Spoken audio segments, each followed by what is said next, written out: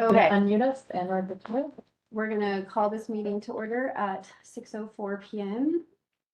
Please join us for the pledge of allegiance. I pledge allegiance to the flag of the United States of America, and to the republic for which it stands, one nation, under God, indivisible, with liberty and justice for all. All right, Ms. Letourneau, can you please call attendance? Absolutely. Dr. Breckenridge Pettit is not with us tonight. Dr. Hill. Here. Mrs. Lumber. Here. Mrs. Pascal. Here. Dr. Rhodes. Here. And Ms. Shippen. Here. All right, now we have board member comments. Does anyone have anything to say? I just want to reiterate what I said to these gentlemen before everybody was here. We had 3 candidates tonight to fill the board position, and I think that's just says so much about our community and people willing to step up and shows what a great district we have and hopefully what a great board we have. But I just want to reiterate that I think that shows a lot for all of you and our full school district. I agree when it was nice. I think each of you were incredible candidates, much better than I was. I just wanted to touch on one thing tonight, because we do David's evaluation every year in January. So we just did that at our retreat, which was an 8-hour board meeting in reality, a couple of weeks ago. And I think the community, it's often, what does David really do? I think, so I just kind of wanted to highlight a little bit. We made this evaluation form 4 years ago when I first got on the board. And so he's graded on multiple different standards. So leadership, which is his advocacy and engagement, even at the state level and within our community, board relations, instruction, staff development and support. The second standard is academics, obviously. So we look at instruction and student achievement, student supports and services. So how well we're doing helping each individual student in our district. Operations, so that includes facilities, personnel, community engagement. So all of those moving pieces of nutrition and transportation and the maintenance department and all of those things, ultimately, David is responsible. And then another huge part is finances. So just the budget. And so we all go through and David scored essentially distinguished in most every category. And in the couple of categories where there was proficient, it's where as a district, we're already doing great. Student achievements, we have great scores, but I think that says a lot about David. This board, this community is that we all still graded that as proficient because everybody wants to keep moving forward. So I just wanted to highlight, I think sometimes David doesn't get as much credit as he deserves. He kind of has a role where he has to take heat from all different directions and he has to stabilize the ship and he has to give vision and he has to listen to the board and he has to do what we say. And I just wanted to highlight and thank you for your many, many years of service to the board and let the community know that as a board, we wholeheartedly support you and we do thoroughly evaluate you every year. I think it deserves it.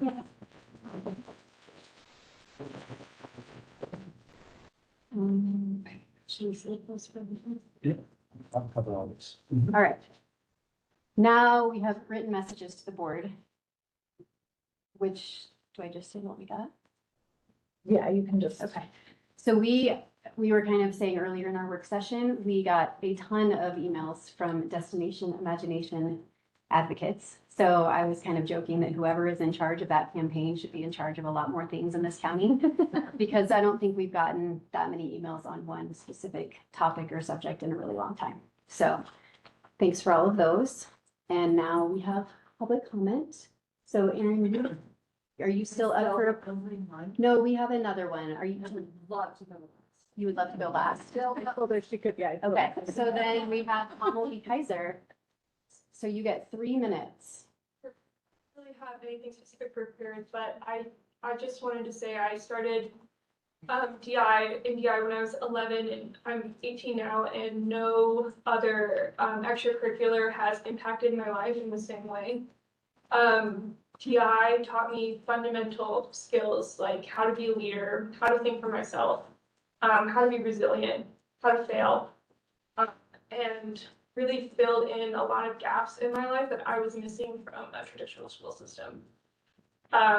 Yeah, and I think just GI is a really awesome activity. I've helped coach teams, I help manage tournaments, and plan events, and I see the difference that it makes in kids' lives and the difference that it has made in my own life and continues to, and I just think it's so cool, so, yeah, that's all I have to say.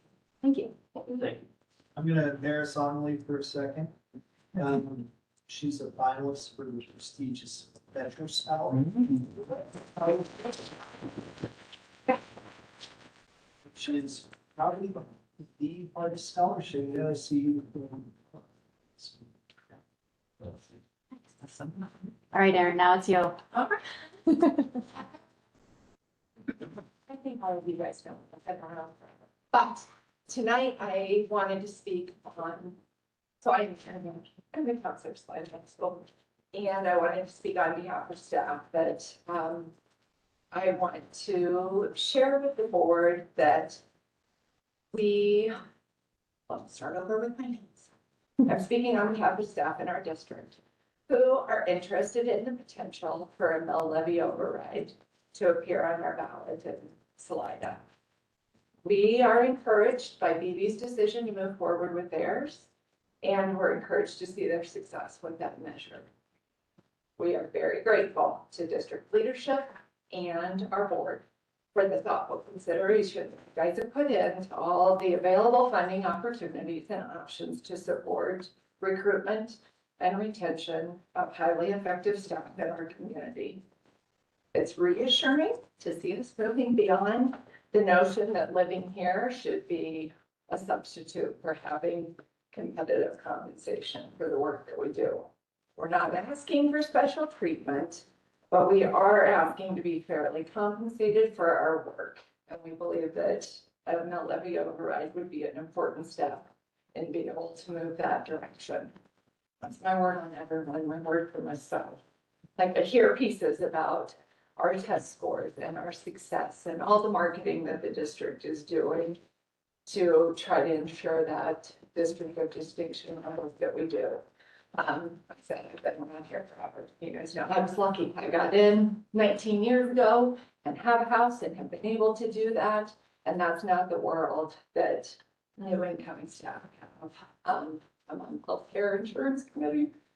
I've told Aaron I can budget as well as him and I want his job, but my budget is tight, people, and there's not a lot of room. So we are a public funded education system, and I want to put a plea in that you please put it out to the voters to have a voice, and if they will support us.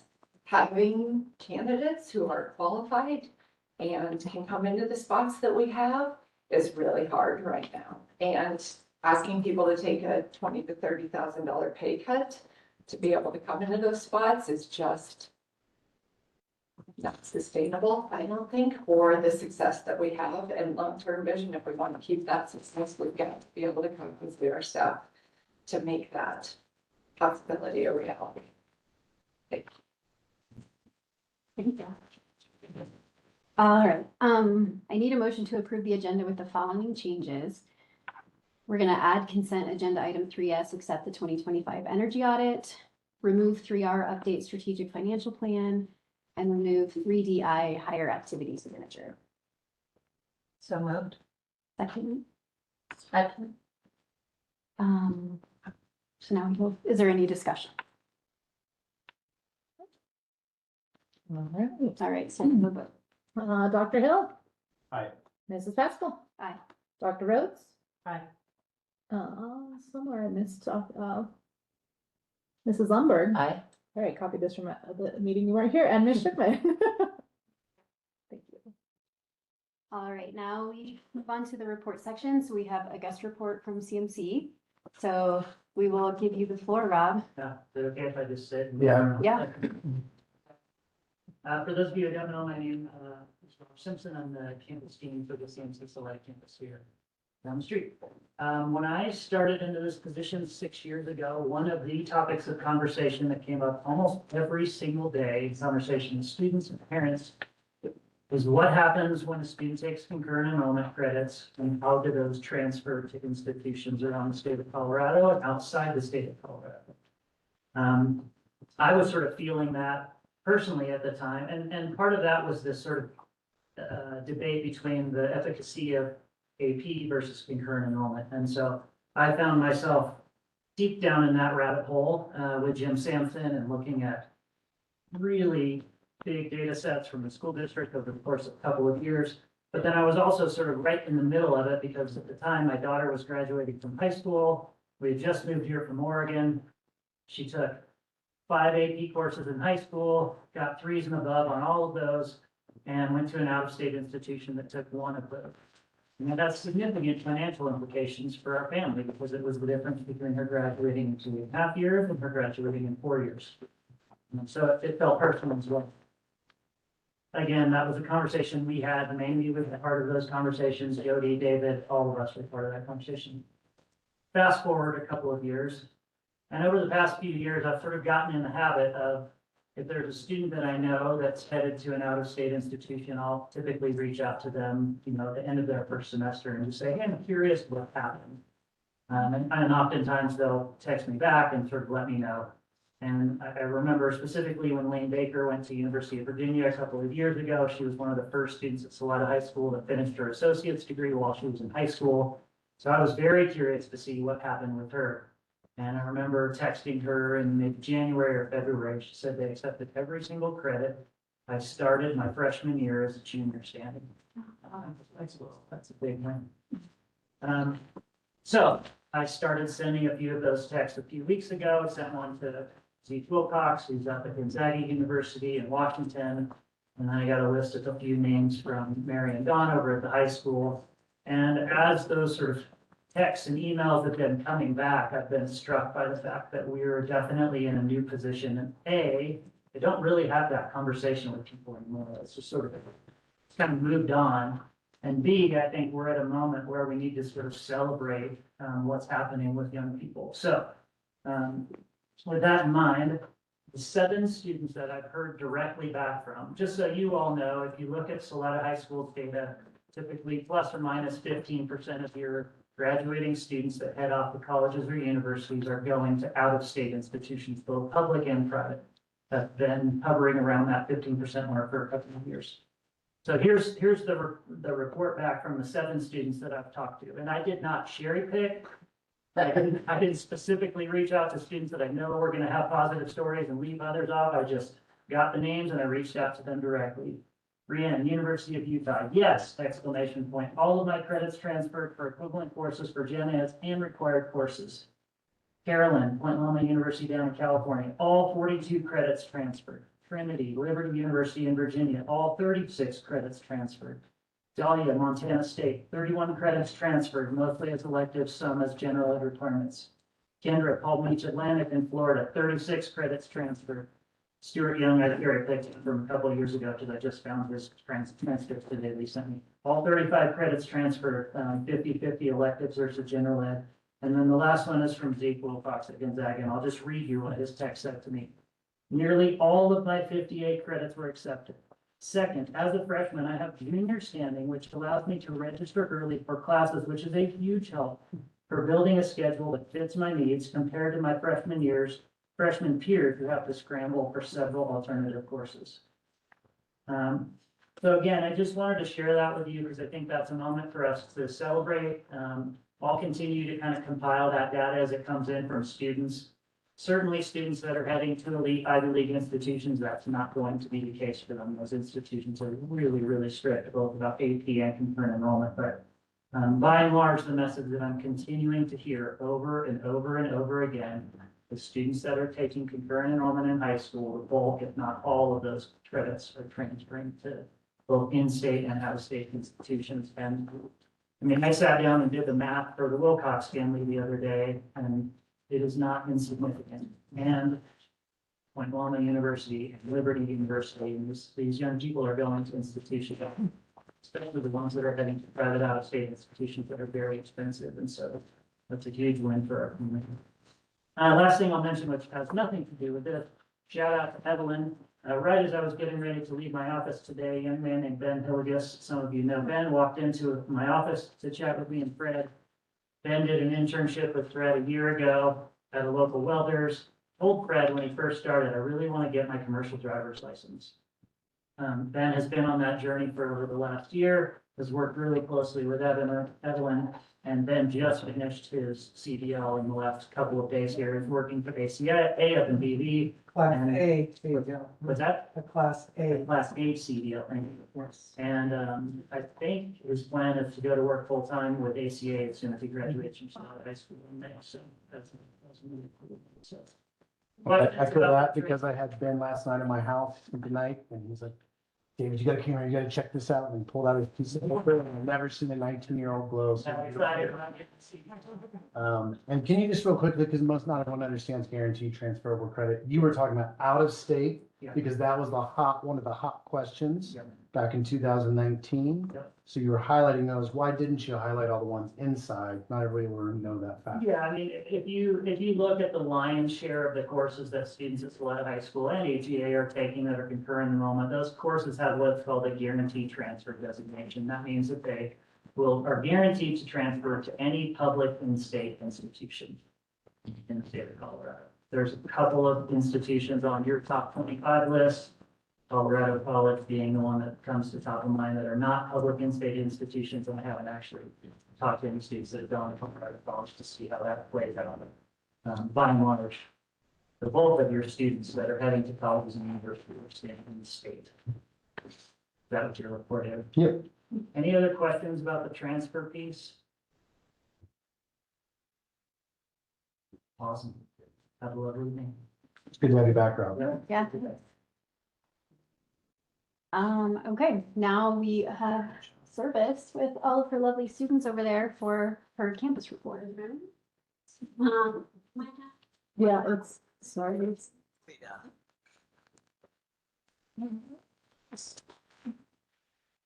maybe. Maybe. So service- It's gonna work. For those of you who don't know, is the principal of Crest and Horizons, so our alternative middle school. Yay, I'm gonna do them first. Yeah, hi, Christy Service, principal at HA and Crest. The four humans to my left are way more important than I am, so I'm gonna have them introduce themselves and tell us how long they've been at HA. Hi, I'm Naomi Horn. I've been at HEA for 3 years. This is my senior year. My name is Adelaide Kriegel, and this is my 4th year at HA. I'm Little Schultz, and this is my 2nd year at HA. I'm Harley, this is my 1st year, and I'm junior. Okay. A lot of humans work at HEA. We clearly like to bring some joy into the hard work that we do. I am there essentially part-time. Alicia, our counselor, is awesome and amazing. Herman Lapp, we stole from LES, sorry, not sorry. He's our math teacher and an advisor. Emily Lamont is our English teacher and advisor. Pam Holshoe, we discovered she was the diamond in the rough. We're so glad we have her. She's our social studies teacher and advisor. Jake Solomon is our science teacher and advisor. And then we have Sophie and Megan do the back and forth as I do across the building. So they are half and half at HEA and Crest. And then, of course, we have our amazing psychologist, Jessica. Just so folks are aware, what does enrollment look like at HEA? Pretty much all are welcome. We are continuing, and I appreciate especially Erin.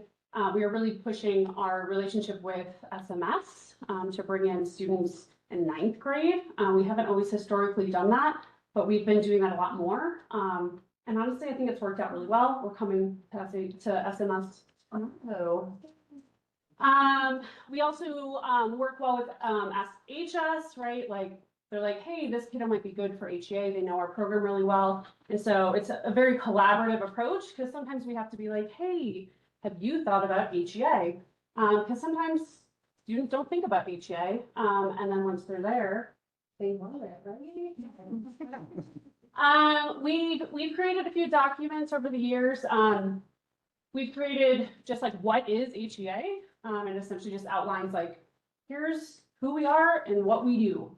And then the SHS and HEA document we created, I think is really good because it's like, just like, here's what SHS offers and here's what HEA offers. They're just two different schools. And so we just want to make sure that parents, guardians, and students are making a decision that feels good for them. We currently have 40 students enrolled at the HEA, which is amazing. We currently have 16 students who are aiming for a spring 2026 graduation. A few are graduating early as juniors. Essentially, if you want to graduate early in the district now, you come to HEA. And quite a few juniors have decided like they're ready for the bigger, better life that's out there. Send us all your positive vibes. 16 are aiming for it. February is a tough month.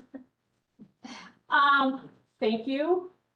We cannot thank you enough for the new building. I actually took those pictures like probably in December, so they may not be the most colorful. And we have since got more signs put up. But it has been truly a game changer. It has really impacted our culture. So I'm actually gonna have our students here tell us why HEA works for you and then what you appreciate most about the building. So for me, I did a year at the high school and I didn't struggle with that academically at all. I was having a fine time. But then I had a friend who died and I had a really hard time like overcoming that loss. In the high school's environment, it wasn't a community that I felt supported in. I felt lost in the shuffle, and once I started at HEA, it really helped me work through my grief and also just get out of my shell more, do a lot more stuff in the community and just activities in general. It kind of opened my eyes to alternative education as well. HE works for me.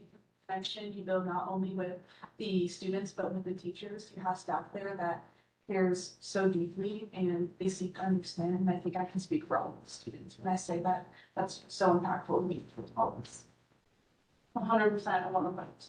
Because the teachers were so attentive with the students, like they even just pick one number. Oh, you, they like so attentive with every single one of them, and it's generally so appreciative. And about the new building, it is so amazing to have space and to be able to actually, all the teachers have their own classrooms.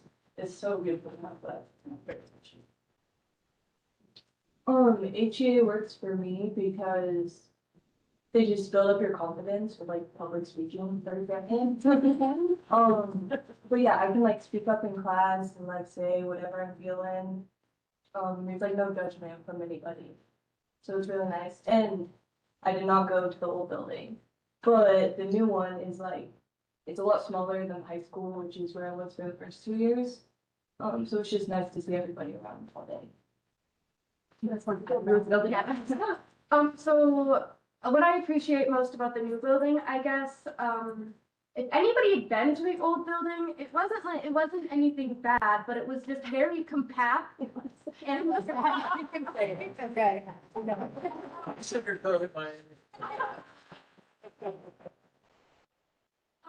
very compact and it was hard to feel like you were going to school when you went to school. I don't know, but like walking into the new building, even from just when we were as leadership walking toward the new building and seeing how construction was going, it immediately felt a lot more like a school. And the space is super beneficial when we have our big whole school meetings. It was really hard to pack 40 kids in a small room. It still is, but it's better now. But we were also with the new building, we were able to get a lot of other stuff. And I haven't used all the stuff, but I definitely know a lot of kids have really appreciated all of the new stuff we've gotten, and it's helped like kids find new opportunities and stuff for what they want to do. Yeah, we have a lot more material now, such as like e-bikes and scooters and 3D printers and just more like art supplies, because we have a lot of like artists in the school. So I just think the new school opened up a lot more opportunity for our students, which is really important to all of us. And yeah, I can only like smell people sometimes.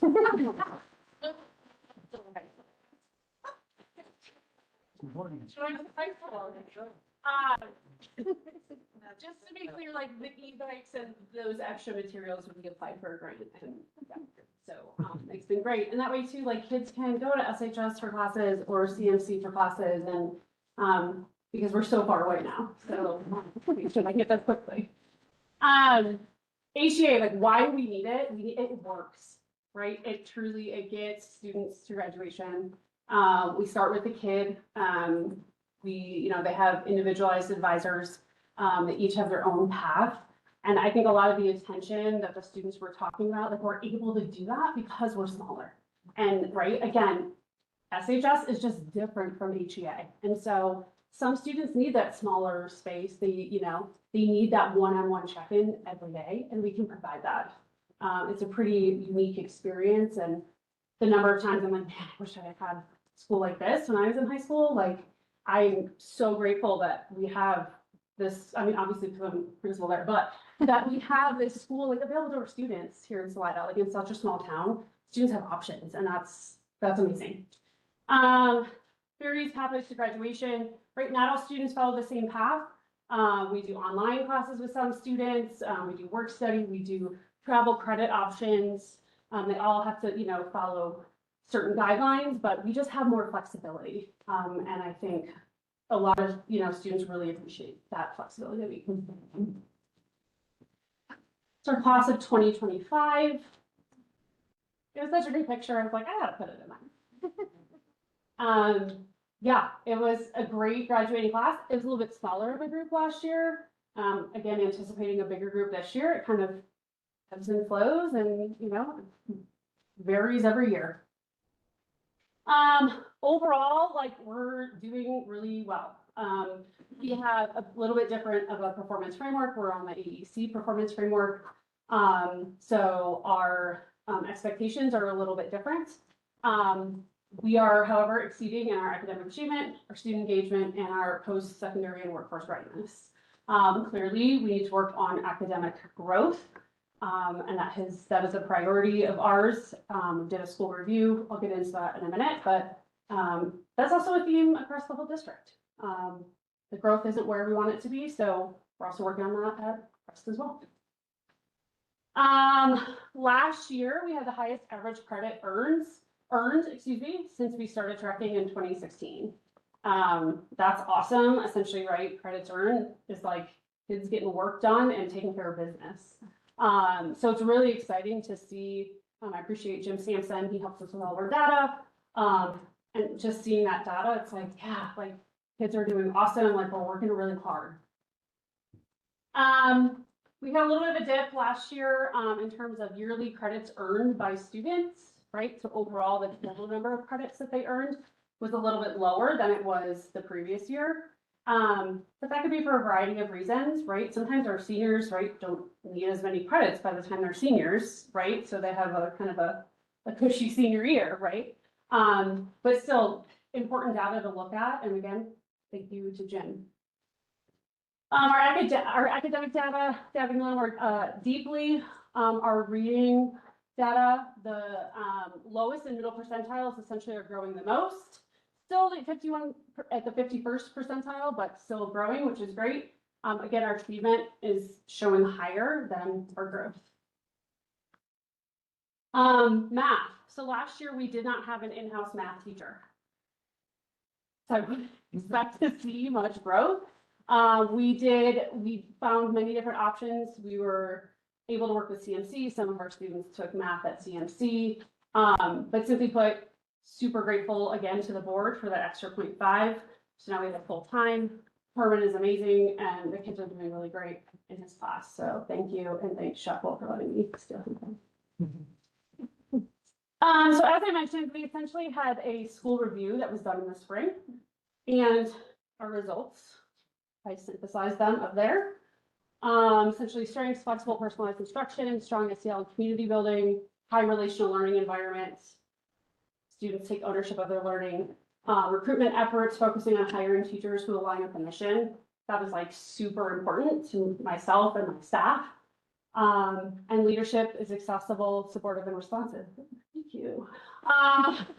Areas of growth though, cohesive vision and mission. we are all super bought in to HEA, but it's like, well, what is, like, what are we doing kind of a thing? We needed to stamp that. More career connected learning and instructional rigor, and that's where that growth piece comes in. So what are we doing? So we've done a ton this year already. We've created a cohesive mission and vision. What was really cool is we brought Crest and HEA together to have this unified vision for the two non-traditional or alternative schools. So that is the vision statement that is named up there. So that applies to both Crest and HEA. It was an amazing conversation. Our teams worked flawlessly together. It was awesome. So that was really exciting that we landed on that. Then HEA broke out and stamped, like, what do we do? Like, what are we doing here at HEA? And we landed on that mission statement. Super important. Sorry, reading in my head. Giving people a second to read. Sorry.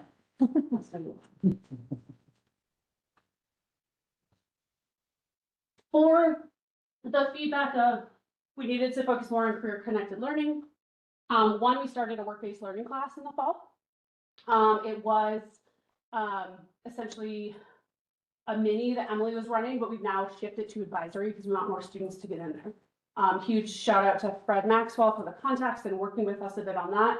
We're trying to get just more humans in the building so that students know, like, oh, that's a job? Whoa, I had no idea. Because a lot of times, like, you don't know what's out there, let alone, like, here in Salida, there's a ton of options.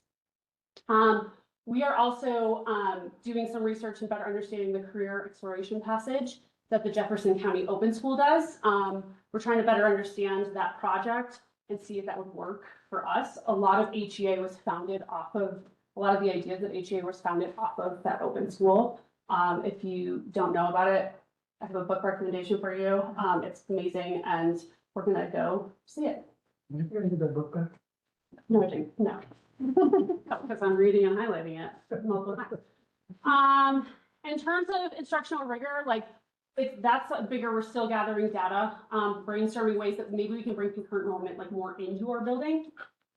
HEA is a very safe bubble for our students, and a lot of them have a lot of anxiety, or it's really stressful for them to go into these bigger environments. And so finding ways like, can we, like, I don't know, have our teachers be certified so that they're running classes in HEA in a way that students can access the concurrent enrollment in a way that just feels better for them. We're being way more intentional about student schedules. We used to be like, yeah, pick your classes and then make sure they're on track. And now we're like, you got to start here. So they have a little more guidance and a little more handholding, especially as like freshmen and sophomores. We're doing lots of school observations, just gathering more ideas and data. And we've applied for the EARS grant, which potentially could provide us more funding for professional development to really increase rigor and instructional coherence. We have enjoyed all of our school visits. It's awesome. We have a few upcoming. Again, just learning a lot about what is out there and figuring out like what should we bring to HEA to just continue to improve it. I want to say like what we are doing is already amazing and awesome, and we're being very intentional. We're not going to just throw something new at our kids and hope it works. Like we definitely are thinking things all the way through before we implement them. Little sampling of classes that we've had so far this year. These can be anything from, some of these were minis. We like to bring in as many electives and minis as possible. We try to have them student driven. Like we ask the students, like, what do you want? We also were generously gifted an Outward Bounds 2-day trip. That was amazing and life-changing for a lot of students and put a lot of us out of our comfort zone. And some of us make weird noises when we're really scared up really high. By that I mean me. But it was fun. It was a really good team building experience, and we are super grateful to Outward Bound for that experience. Leadership. I'm going to let you guys, since you are a lot of our leadership students, what is leadership? What do you do? Cool. So I've been in leadership for 2 years. You cannot join leadership your first semester at the school because you're doing a disorientation class, but after that you can join leadership. And it's our version of student government in a way. Allows students to have direction in like where some things in the school are going. We've been talked to about the new mission statement and about where we would like to see the school going. We've been we plan trips, we do the prom, we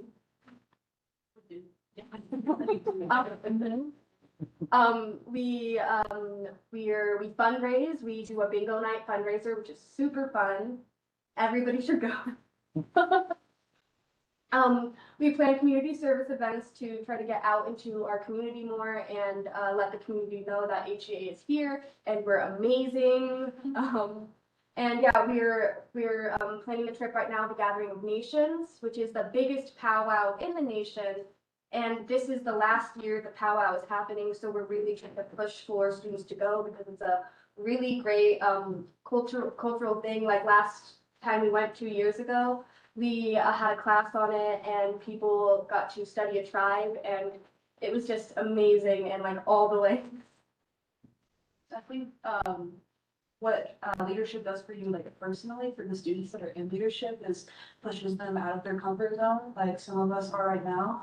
And yeah, really expands your social skills and communication skills, which I think is really important when you are developing as a person in high school. And yeah, so I know like I've been in leadership for as long as I can, for as long as I could, and I know that like it has helped me grow so much. And I really hope that when I graduate this year, I can let other students know how impactful leadership can be and to encourage them to have something. It's really cool. I agree though, it really shows you how to be a leader and how to like show what you others should be like and how to do things, like be social and actually ask people for money and stuff like that. Definitely challenging if you that's not your favorite thing to do. And with being a leader too, we have the family meetings once a week. And we're like leading the school, so we're up in front and explaining trips or, yeah, whatever's going on.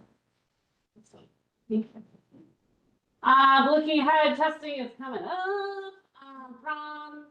We've got, May 7th, we're calling it a showcase. It's our new walkabout, details to come, but essentially, instead of all kids doing a trifold board, like, it's a showcase. So some kids might do a PowerPoint and some kids might play their guitar and some kids, so, we're being intentional about making some shifts, but we still want to have that opportunity for the community to come to our school and really better understand what we do. Graduation is May 15th at the STEAM plant. Mark your calendars, be there. It's gonna be amazing. There's gonna be a lot of tears. And then we always do an end of year rafting trip, which is awesome, which is another event that really pushes students.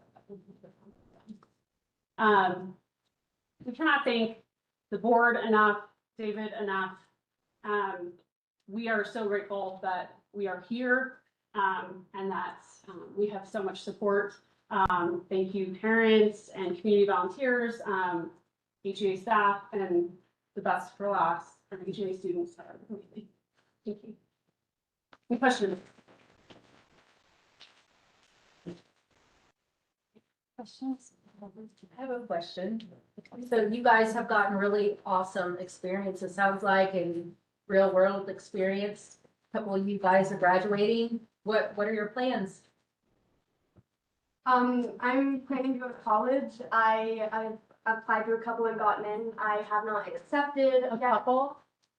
How many have you I've gotten into? into 16 or 15. Yeah, so I've gotten into a good amount. And I've decided to go into sociology. I really like that. I actually learned about sociology because of a CMC dual enrollment class with Amy. She was great. She made sociology a really it was just a very not fun and like I really enjoyed it, but it was just a very good subject and it really opened my eyes to what I could be doing in like the world and in my life. I've gone into 2 colleges. Hoping to get into 3. And, but I plan to take a gap year, to work more, really enjoy my job that I have right now. And, get some money and spend more time with friends and family and go walk into that world. I plan to as well take a gap year, because definitely need to make some money, stuff like that, but I think I want to go school for business and finance. I want to try and own a tax job. I'm not graduating. You've got a minute.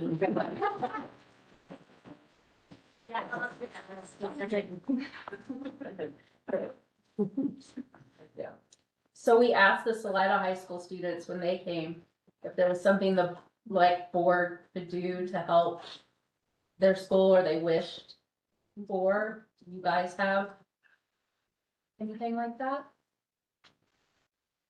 Don't sound too rude.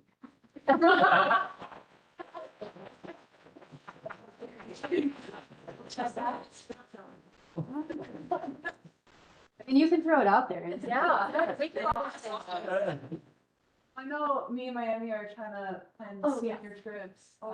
Yeah, we're trying to give better opportunities for the seniors. Yeah.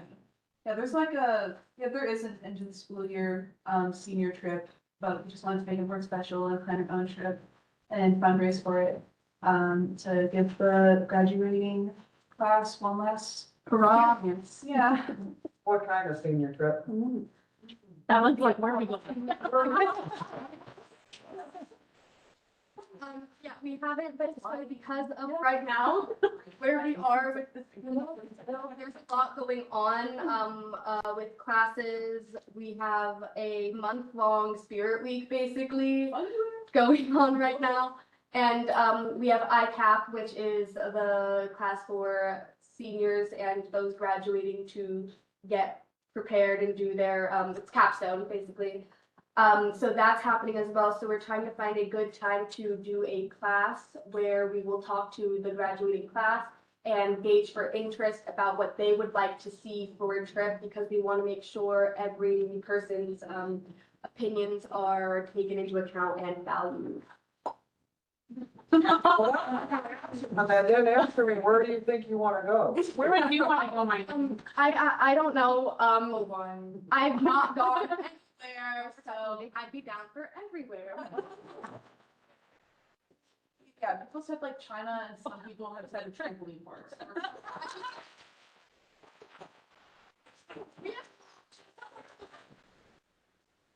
Figure it out.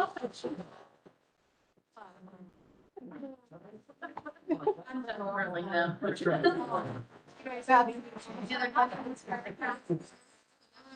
Ben, do you have any mail questions? Nope, nope. Thank you. Sweet, thanks y'all. Guys.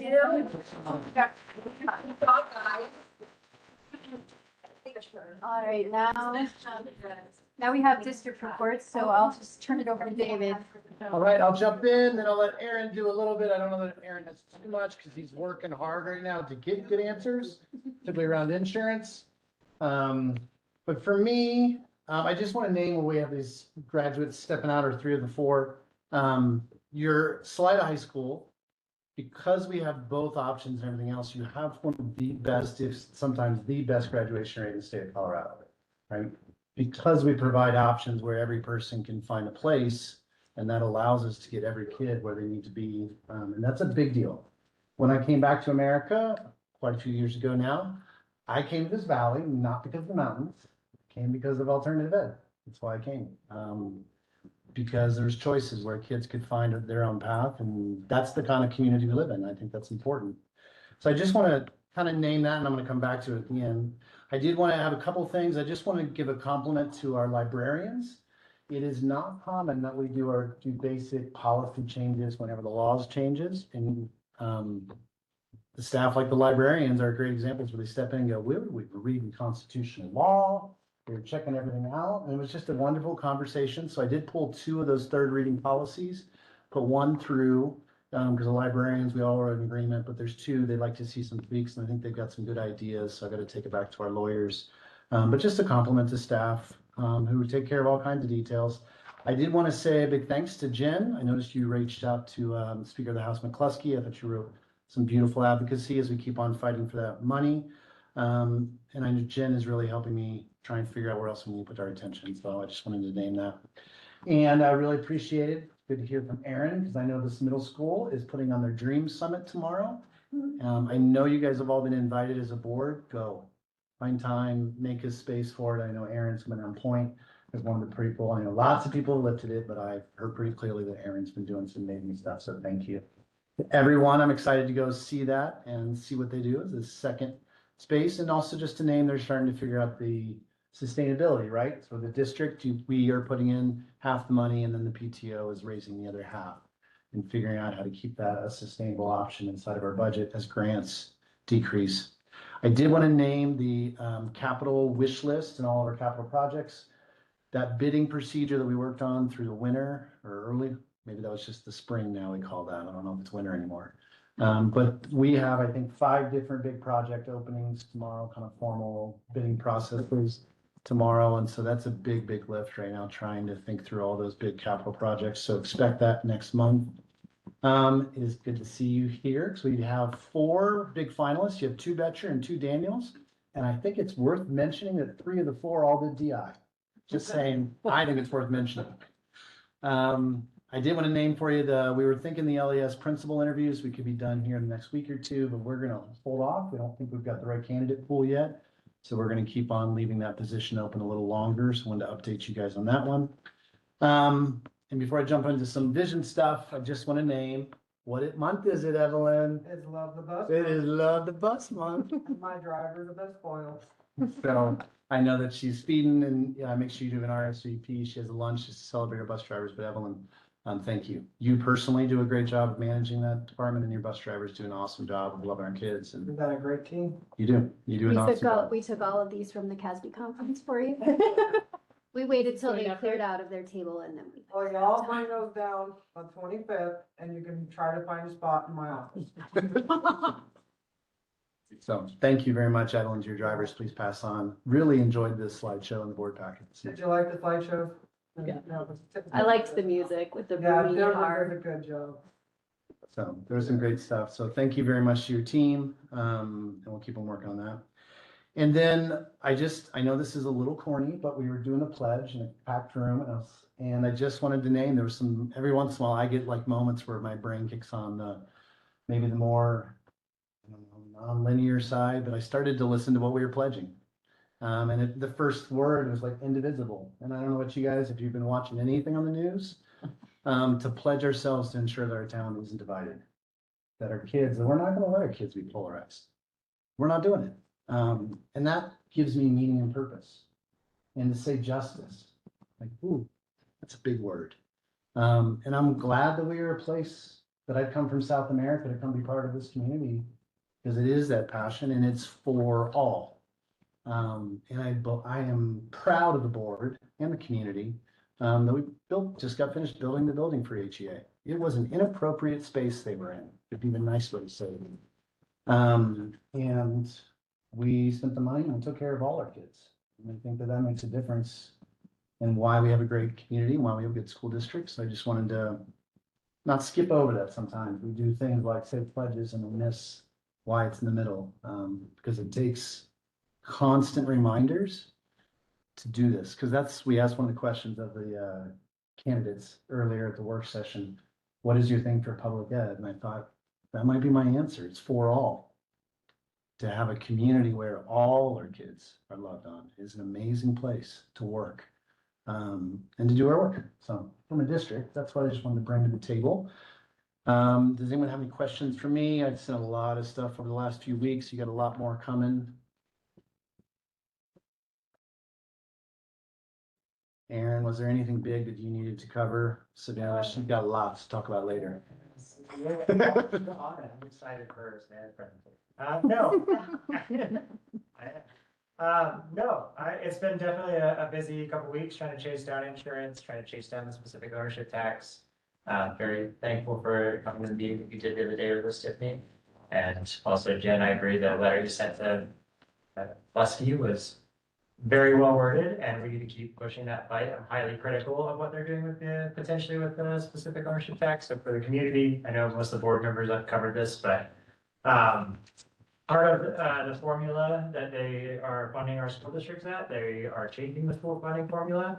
But one of the things they're looking at doing is actually taking our local mill levy overrides that are attached to our specific ownership tax and putting that into their formula, which is locally approved dollars that they're saying we might raid that because we can't fill our budget, which I think is a gross misstep of our state government. And their promises that they're doing tests. So I'm fighting that pretty harshly and trying to track down the right avenues to fight that. And I think many organizations are, I know CEA has made a push against it. I know Case has made a push against it. So I think there's a lot of advocacy going on, but happy to say in a public meeting, because I'm sure all of our local legislators are watching tonight. So, but that's a big one. Insurance has been, a lot these past 2 weeks. But I think we're gonna have a solution in the next couple weeks. The first insurance committee met last week and got the first renewal from CBT, which I've already kind of shared the numbers. It's not doable. So we're looking at other options right now, and pushing hard on that to try to solve that. The only thing I'd say is in your board packet, I talked about, I know we had a discussion at the grind about the grind to the retreat. Thank you. It was very refreshing. We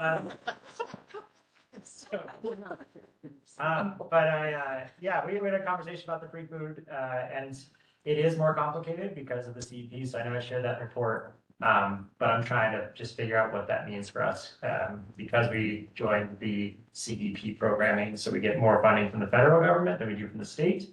So I'm trying to break that out and give you a cohesive understanding of what the revenue might look like if we were to, what are different options of for all. So hopefully I'll have that next couple weeks, but it's taking a little longer than I anticipated because of that. So I think that's it. I was gonna talk about the RFPs because that's part of the capital project, but David did.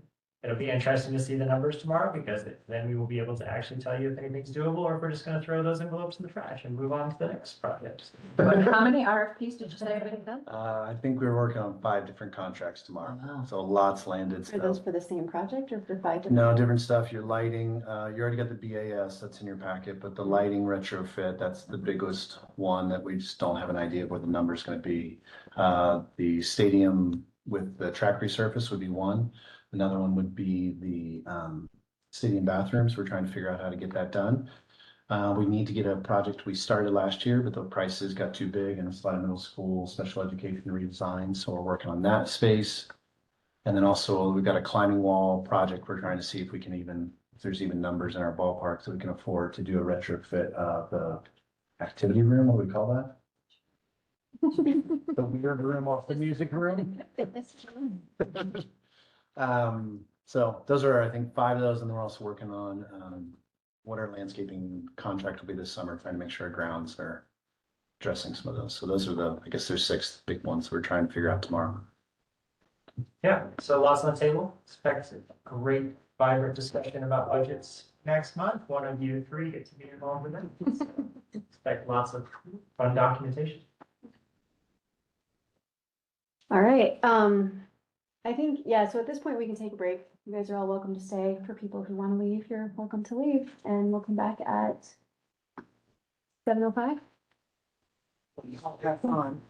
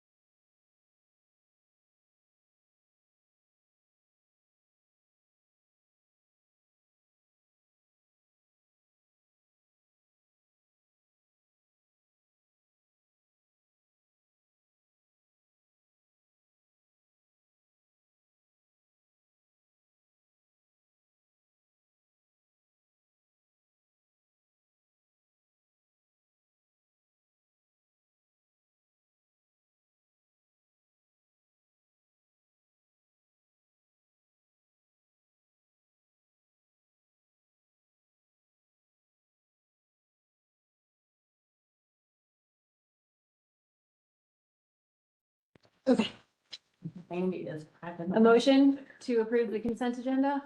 So moved. Thank you. Second. All right. Any discussion about the consent agenda?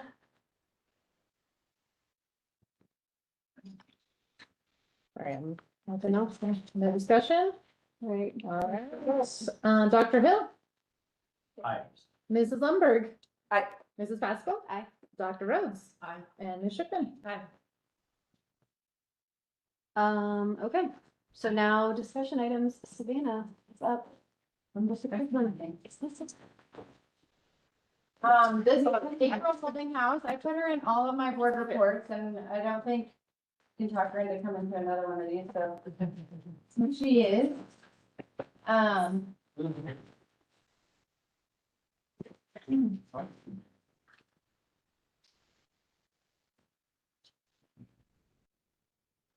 Wait, hold on, let's just turn off. Multitasking, we've got board waiting for us. Okay. All right, so April's gonna help me click. And just for reference, I asked, Emily Henderson, who is a middle school interventionist, to come and just answer questions as they come up. I think Mike stuck around too, and then Janae's here for elementary, which I think I'm Mike just. sure she would offer to answer questions if needed. But just in case things come up. Wow. Okay, Dr. Will you pass those, that stack of papers just this way? Just everyone take one of those. And we'll start there.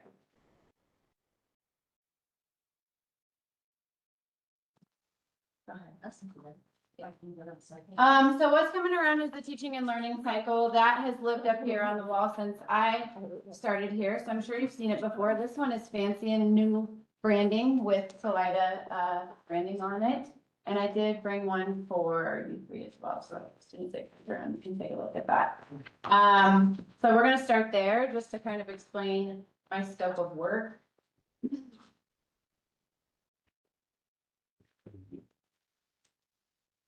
This is a teaching and learning cycle. So this is like, it can be called a million different things, and depending on where teachers have come from or taught from, you're gonna see it in a different name probably, but it's just a teaching and learning cycle. So you can click on the next slide.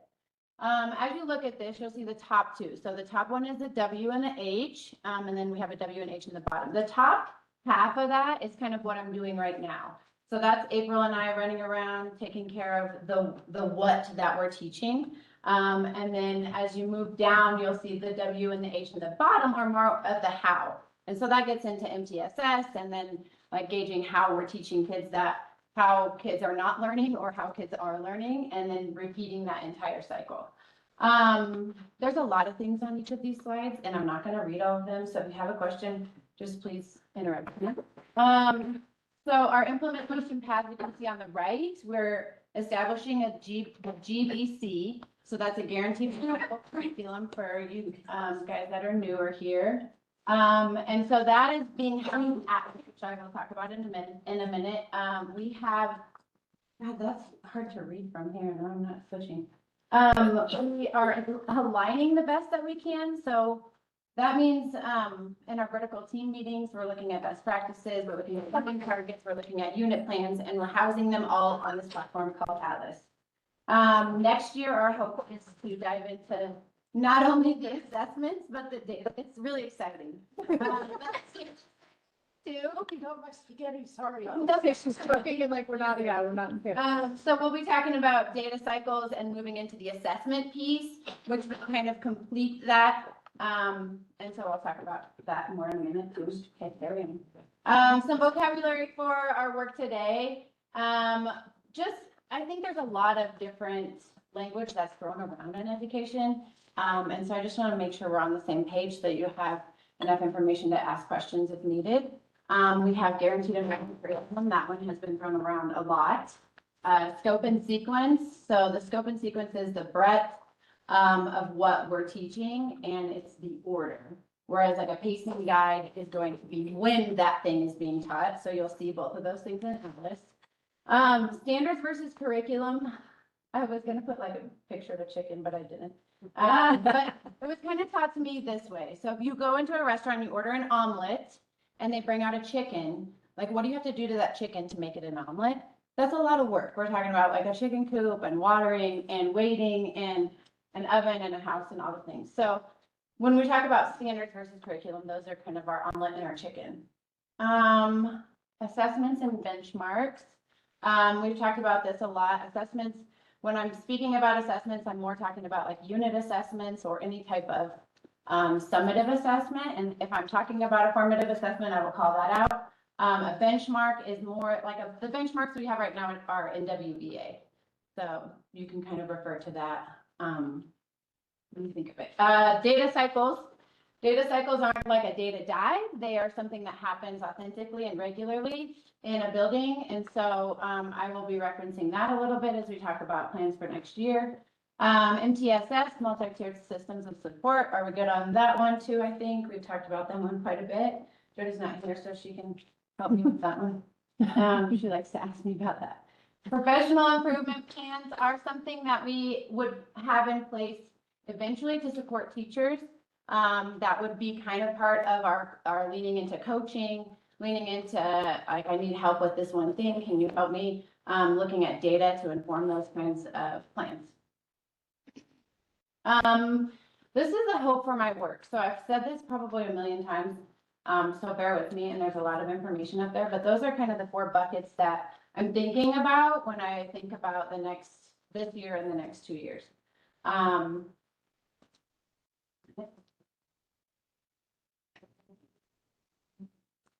afraid.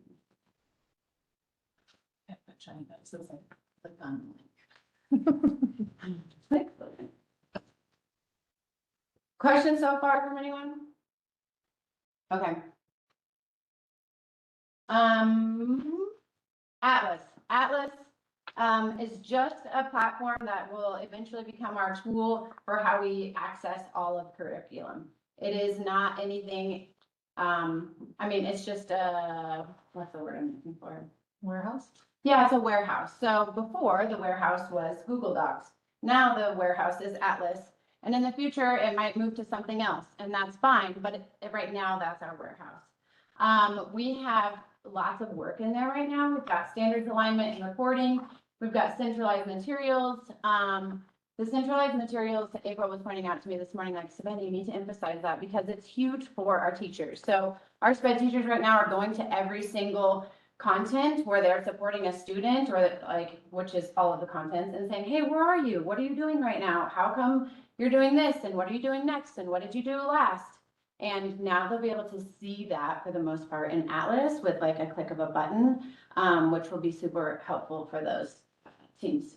Yeah. So Savannah, every school, even early childhood, every teacher, everyone in the district is using this. Everyone will be eventually using it, yes. We don't have ECC done, and that will be, what did we say our date was for that? Hopefully by July 1st. But It's part of the. Ultimately. yeah. There's stuff organized. I'm not really, it's always weird to know how to figure out how to. Include that, yeah. how We to might do want to that anyway. have some ideas, but we don't have it in there yet. Let's see, teacher access. I think all teachers have access to it as of right now. And I think like the biggest thing for me is moving this from like a catch-all warehouse into a tool. So can we just start, let's click into that gaps analysis one first at the bottom. So this is gaps analysis. This is one of the many reports you can do. So you can kind of see that says Colorado standards for 3rd grade. And so if April, can you click on that? Yeah, there you go. So if you click on that piece right there, it's going to pull up a little screen that says, hey, those are those standards. So it's very like direct and straightforward. Eventually, if you go out of that, sorry, I had you zoom in a lot. Or do you want this part? I wanted to show that. So on the right hand side, it's okay. You can go back to the PowerPoint. On the right hand side, there's like a unit and lessons and everything. And so you can click and see like, okay, where is this standard showing up in, you know, all of these units in 3rd grade? And it should show you all of those units. How often does the state change their standards? That's a good question. It usually doesn't go past 7 years. And then will this automatically update and pull in the standards when they change them? Yes and no. So right now it is up, like I can just email them and say, hey, like there's some new math ones and there's some new science ones that are going to come out. Well, they're out already, but they will be officially adopted by next school year. And I'm like, hey, can you guys get on uploading these into our system? And once they're uploaded, then we would just go in and change them to the correct one. So that's work that I'm doing right now and April's doing. But we're hoping that we'll have positions that. So you essentially have to keep track every time standards change. That's your job to change and update. Yeah, I mean, and it's a teacher's job to know those standards and how they're changing. And they ask for feedback and all the things at the state level. So I'm hoping to just have more of those conversations and engage people in that to leverage, a quick transfer. And inside our world, when they change standards, like they're changing the math to go to secondary now, it's pretty noisy. So Okay. you'd So have it's to have not your like it head just slips free. through and then you guys are all like, oh, shoot. No, sometimes in like the performing arts or some of the really, those are gonna have to take more of a district level office to make sure you're looking at some of those spaces. But particularly your core areas, reading, writing, math, it's pretty noisy when those change and everyone's fairly aware of it. So. Yeah. This is a purchase program, Yes, and what do we pay for it? good question. We pay 10,500 Annually? annually. Okay. So like it's so much more affordable than anything else we've been able to find. That would Super happy. include support for you and. All the support, they're Nice. doing fabulous. We're one of the only districts in the state using it. It's used very heavily in international schools. Dr. Brockman actually brought it to our attention. You want to talk about that public enterprise? Yep. That's worth mentioning because it's a nice feature as a board that attracted us. Yeah, go ahead and click it. Maybe I should have put the last site on there. So the public site. I went right into it.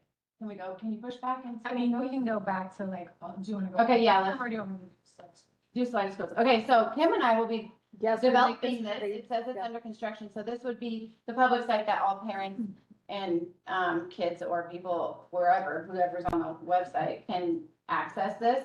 And then up at the top, it says all courses. So you can click there. This has all of the courses that April and I have completed. And there's, I think, 6 pages of these. You can search them by subject. You can look through them. I mean, pretty much to the depth that you want to. We were going to show you first grade science. You will notice in there that there are areas where we have strong curriculum and we've adopted curriculum, and there are plenty of resources in there, and it is very dense. And then there are areas that we don't, and those are areas that are on our radar for finding resources for. So first grade science, this is what you can expect it to look like. For a teacher or for the public? For the public. Yep. So this would be our teachers. Yeah, the teacher does see this part too. And so a teacher can drag those around. Right now we're working on like, okay, well, state testing is usually going to be a week in April, so let's put a gap in there. When are you going to be doing review and things like that? So there's some things we need to touch up still, but And context in this, like, in the elementary school, you're either doing science or social studies. So when you see gaps, that doesn't mean that they're not teaching things. It means they're teaching social studies. yeah. Yeah. Can you click on unit 1 or whatever the first thing? Weeks. Oh, so within here, you can see all the standards that align. There's a lot of levels that you can take this to. Like, for instance, the social studies team at the high school, they're like, no, we're ready to identify focus standards and supporting standards. So theirs are all lined up and they're that way. Many of them just have standards as a whole listed. There's essential questions, learning objectives, and then any content. So a lot of times that section is different depending on where you pulled it from, right? So for this one is mystery science. They have a curriculum. They have all of the links and things in there, and we can put that in the unit plan. Questions on that piece? That's just public sites, and then I'll kind of go into more. Makes sense? Does it keep track of how many people visit it? It does. Oh. Yes, yeah, it does. Okay. Which is great because I was trying to imagine how we were going to show all of this curriculum to everyone, and this is actually really nice. So, okay, back to the slides, shall we? Is that where I was? Were there any other questions around Atlas? If you're an older teacher, maybe like Karen and I, we think of like the big 3-ring binder. It's a much fancier 3-ring binder that does gap analysis to tell us whether, oh, wait a minute, we haven't actually been covering this, or at the depth and complexity that we need to cover a certain topic. Mm-hmm. And the opportunity to align that throughout, like even K-12 is pretty amazing, so. It also lets us know when we are hitting the standard like 20 times. Oh, you Like can keep said, it back where off. can we make some space? Right. That's another piece of that. And this is visible to the parents. Am I Will be. More so maybe tomorrow, I don't know. Yeah, it will be just on our website, so anyone will be able to access that level that you just saw. Go ahead, Mike. Yeah, any other questions from? Well, I like it a lot. I played around on it. I believe. You did good. Yeah, the parent site was what you sent us, right? Uh-huh. Yeah. Yep. I played with it. Good. Go ahead. So that leads us into how that work is gonna be sustained, like Mandy was mentioning, like every time, me and April probably aren't gonna have time to go in there and change all of this curriculum we put in there. So that is where we come into team leads. So team leads are something that the board approved already, last year. And so it was a really great opportunity. You can see this work on both of these boards. The admin team and our academic council, which is all teacher leaders, came in and put together this whole entire team lead job. So we talked about responsibilities, we talked about the culture that we wanted to build, and then the goals as far as data and assessment in the coming years. So we're hoping to have those members hired by May 1st. And they will essentially be maintaining that curriculum and bringing new information or new systems like data cycles to that team to help us build even bigger systems for instruction. Can you just remind us again, how many of those, like, is it 1 4th grade, 1 5th grade, and then is it science, math, or? I think we've decided with our final. 4-4. Oh, is that what? Yeah, right, yeah, we said 4-4-4. That was the final. So originally the budget was about 35,000, trying to we had about 10, but when all the teams got together, they really settled into it has to be at that building level because of the structures around the schedule, right? All good ideas die on the schedule, we said. Because you can have all these great ideas, but then it's the way the elementary school schedule flows will never work with somebody trying to come from the elementary school and somehow push in to support the 5th grade teachers, right? We have a really odd or atypical break there between 4th and 5th grade, which makes it interesting for curriculum development. Because really you think about that stage of development a little more, 4th through 5th keeps on going. It's not really a break, but it's just not helpful. So they settle with 4, 4, and 4, and they think they can cover all of the core content areas for all those buildings. Your ECC already has a built-in and required coach and kind of team leader that does this work. It's part of the Head Start best practice grant. And so this would take care of the other 5 buildings in that way. The alternative schools, of course, will try and pick up, we got to get the main schools going in a certain direction. Then you can figure out the options and everything in, but they'll be included in that sense. And then the specials, think like music or art, they're going to stay district led. That's what I was just kidding. Yeah, it just didn't fit the same thing. Cause like you take music, you got 3 music teachers kind of all in their own world. There's no way for them to meet up and make a team. Although Andre and Oglesby, they get together and do the very best to do that. They're not able to really get down to the elementary school. So that'll still be controlled kind of by the central office. Say that right? Yeah. I'm getting better. Any questions? So this brings in a big piece of that middle section before the culture. Right now, April and I have been doing all of this, and so there's not much ownership in it. I think that's a really important piece when we talk about buy-in. So what I'm hoping to give them is a 100% complete curriculum when everyone comes back.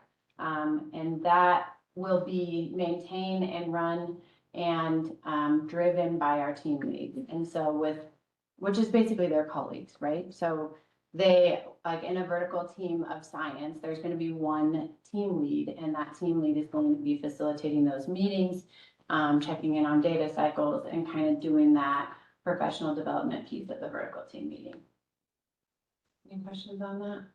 The things that got me excited was it's another place in this small town for teachers to start to explore leadership pathways. Otherwise, you gotta leave this town. There's no other bus to jump on, even if you love the bus. And so it's exciting to find opportunities. April's one of the example where people can explore, like, I've been doing the same thing forever. I need something new. It lets them flex their wings and realize, I really hate adults. I'm going back to just the children. Or like, oh, I kind of enjoy adults too. So it's from a leadership perspective in this room, I think it's helpful to realize, just like the Dean program has been successful in helping people discover their careers and what they need, so they don't have to leave us to go through that discovery, and it's really important. Yeah, go ahead. So if you look in the yellow box at the bottom, I said this before, but this is really what is going to move us from the what to the how in our learning cycle. So talking about that foundation on the left-hand side, the sustainable foundation, we've got clear curriculum and expectations. We know best practices. We've got purposeful assessments and data cycles. All of that is going to be supporting many other systems in a school district and in a support system for teachers. Because I think a lot of times the teacher evaluation is like not necessarily a support system in teachers' eyes, and it really is meant to be that. But it's hard to hold an expectation of an evaluation or MTSS or professional development when we don't have like the foundation of a curriculum.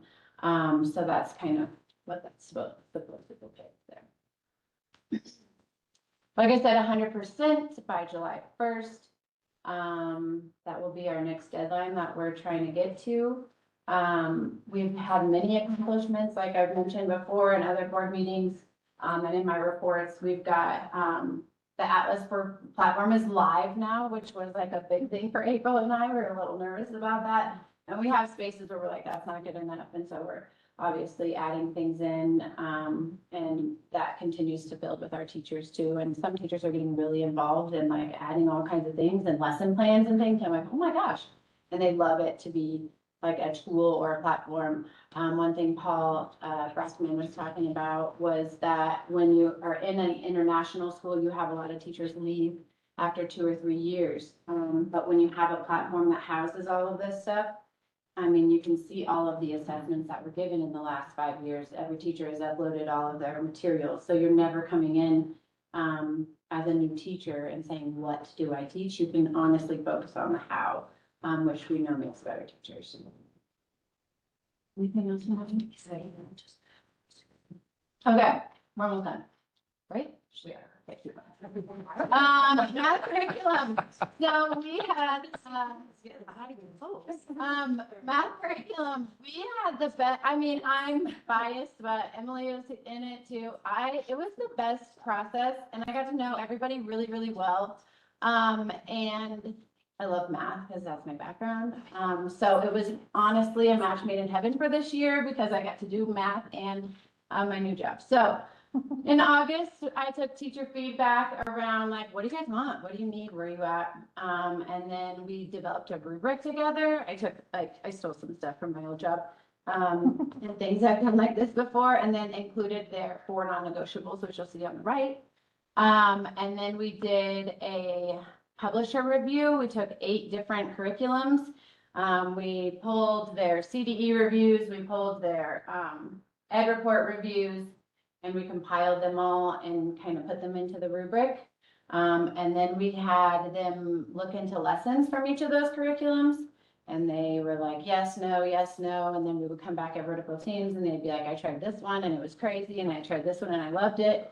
And meanwhile, we did middle school and high school. So I was trying to like be in both places at once, but I think we figured it out. In order, everyone's samples, every math classroom had like, yay amount of books. Yeah, there was just Kyla's in here earlier.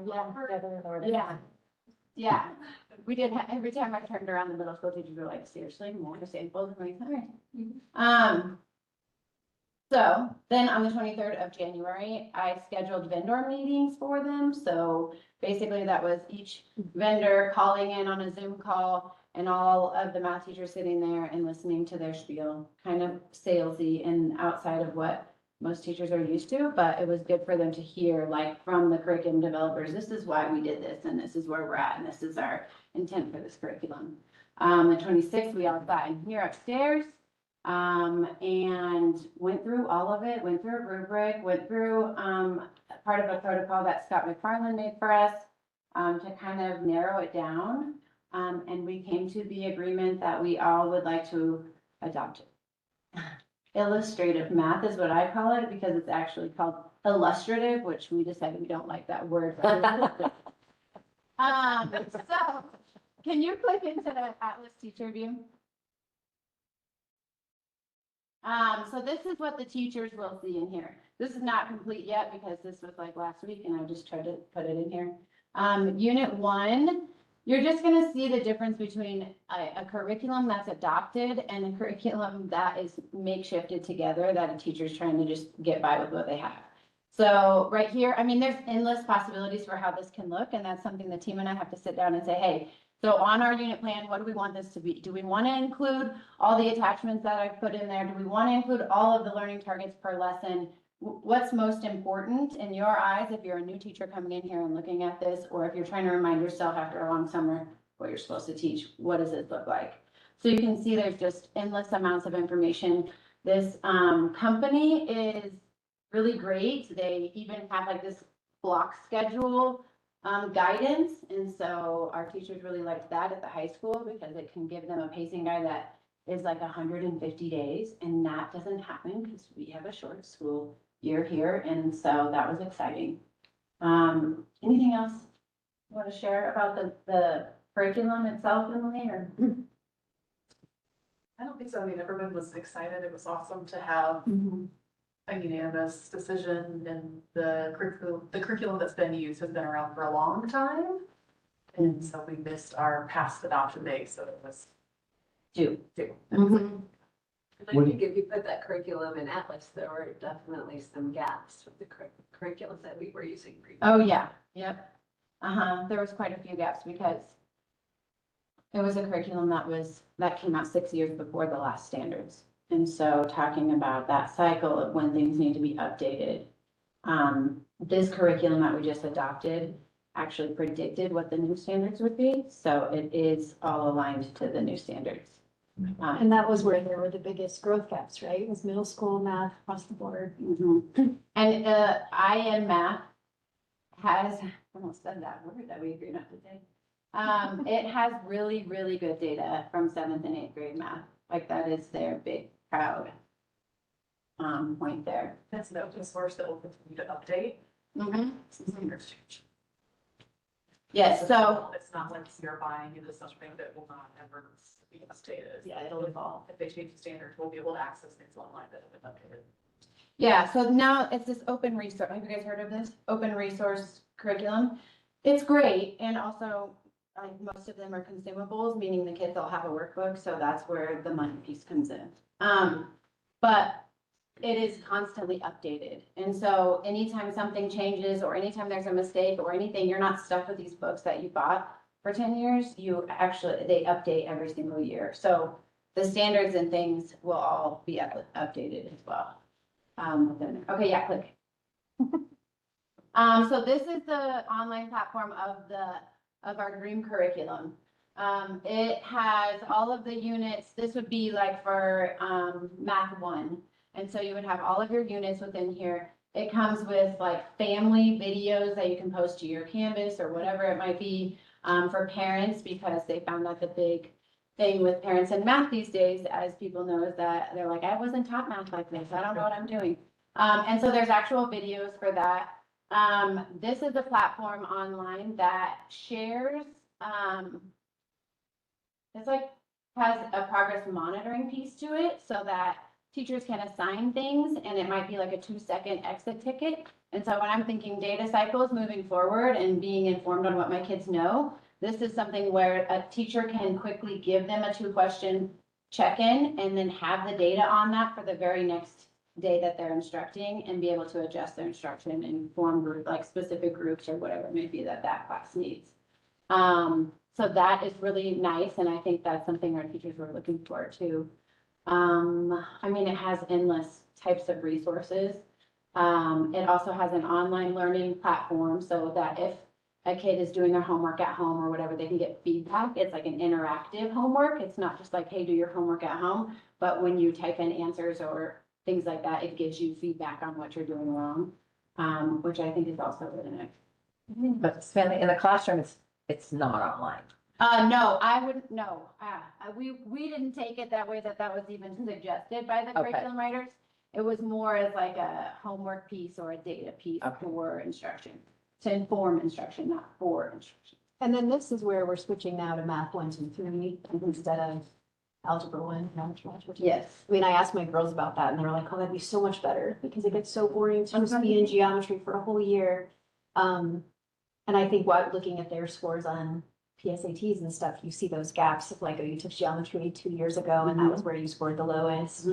But are all of our, because I know right now our math teachers teach algebra 1 or geometry or algebra 2, is there going to be a lot of needed professional development for those high school teachers to be, because now essentially they're all teaching like some components? Yeah, I don't think we have right now one geometry teacher. I think both the teachers that teach geometry also teach algebra, which is good. Okay.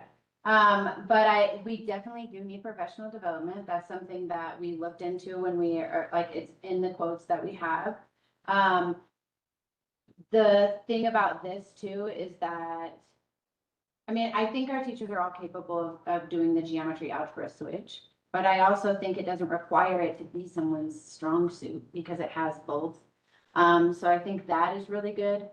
This is a student-centered curriculum, which can feel a little different than how most of us probably took math. And that's where professional development is going to be needed. Okay. So how high of a level does this go? Math 1, math 2, math 3. So that's like the equivalent of True algebra 2. algebra 2, And then doing pre-cal or something. and then they would kind of transition to a different curriculum.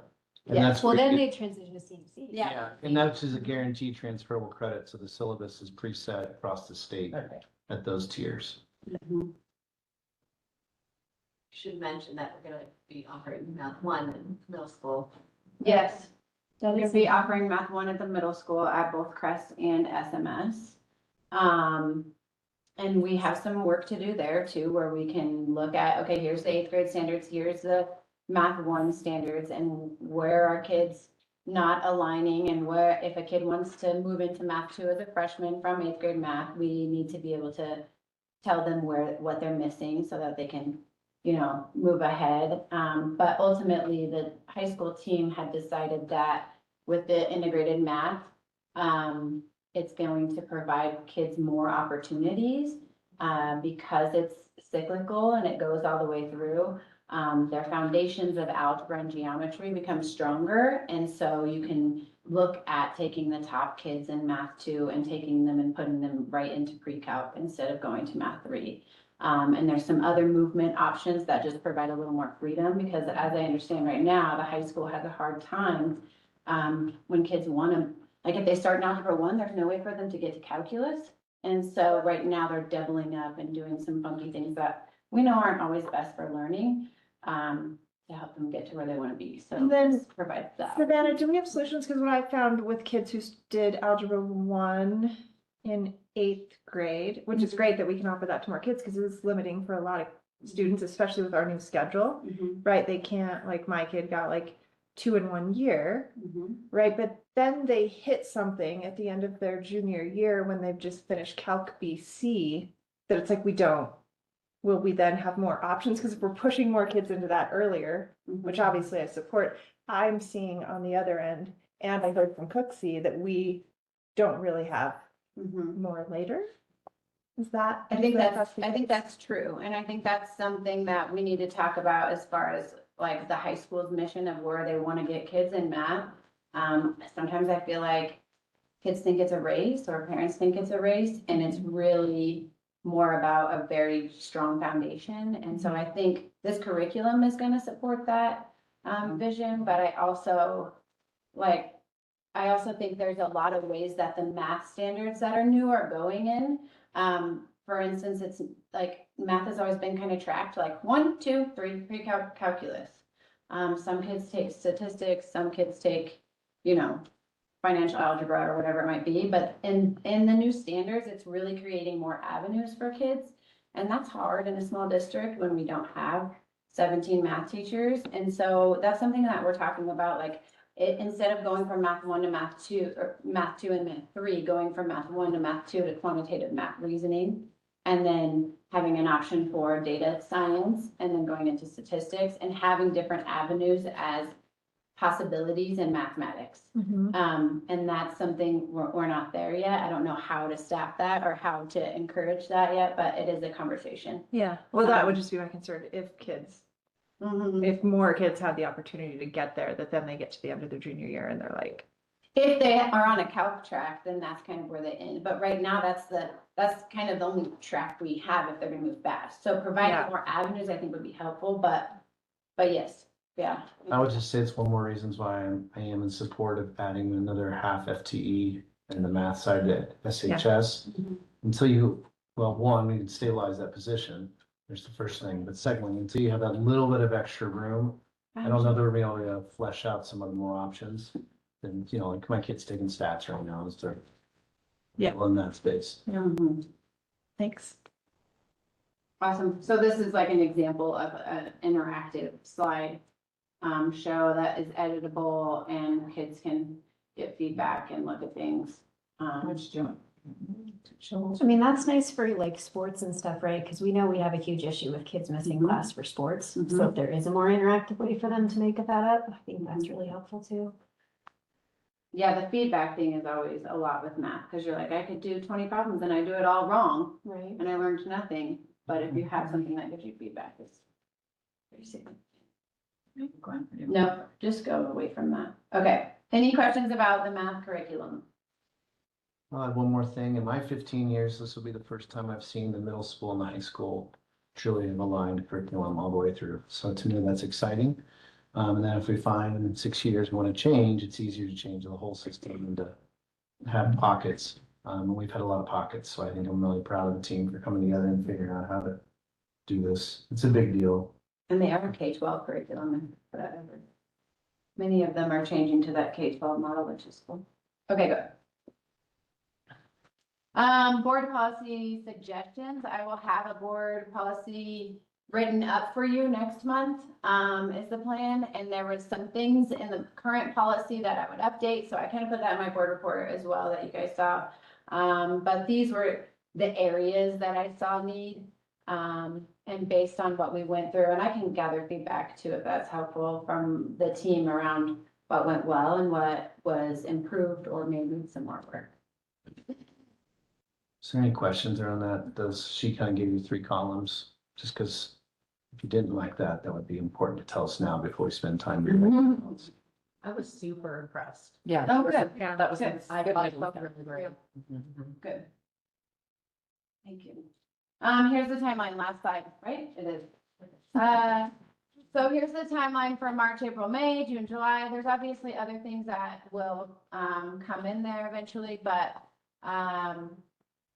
next month is soonest, I guess, so I can talk about that. We'll have MLL, which is multi-language learner, or as some may know it as English language learner. The state has shifted acronyms. Anyways, it's called MLL now in the state. And so I will have the audit, which you guys saw, and then I will have the new system put together with the curriculum acknowledgement for that, which April has done. So thank you, April. And then public comment for the middle school health curriculum. I did have the 1 5th grade in there, but I didn't have 6th and 7th and 8th. I will get that finished up and then a policy update like we just talked about. Any questions about that? Just if we need to adjust timelines, anything about the process that we've laid out for this pre-closed policies. Okay. April and Savannah are really excited about the state testing window, right? Well, We did finish access testing as of today, so that is very exciting. We have 100% completion there, so now we're on to the next thing. Done. I'm gonna unplug here. Thank you. Wow. Thank you. Thanks. Very good. Yeah. And Dawson and I were just talking, I've never been to a board meeting here where you guys clap. I was waiting to see if it was gonna die with me. You guys stopped 3 times prior to me, and I was like, this is weird, no one ever clapped. Who's counting? Everyone's in a half spring and a mood. When Savannah started in July, I said, this meeting right here, that presentation was what she's been working towards, so. Yeah. Thank you, Savannah. Thank you. You guys, you went, good job. Gotta wait. Back to it, boss. Okay, now we're on to action items. So approve on second reading policies, we don't have any. So I need a motion to approve the addition of the destination imagination as a new activity option for fiscal year 26-27. So moved. Rebecca? And then discussion, is this when Karen gives Yes. her Karen's big presentation? moment. I expect applause. Oh, I did too. Do you want me to plug in or do you want to plug in on, do you have an HDMI? You can do it. If I you've got need someone to Oh, hand me the I- HDMI cord. Please and thank you. Just because you're so good.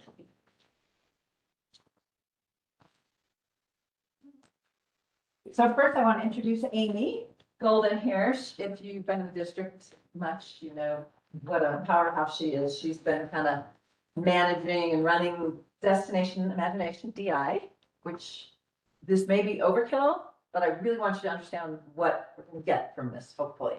But she helped me with this. We talked to the state. Louis Wilkin, no, Louis, she's the state level. We spoke with her. We spoke to many students, lots of parents. So we kind of collaborated to pull a bunch together. The idea with the emails, we didn't want a room full of people because that could take hours and hours. So the emails was, yeah, and everybody, I'm sure there was more that didn't even get around to writing it. Some being my children. I was a parent of both, sorry.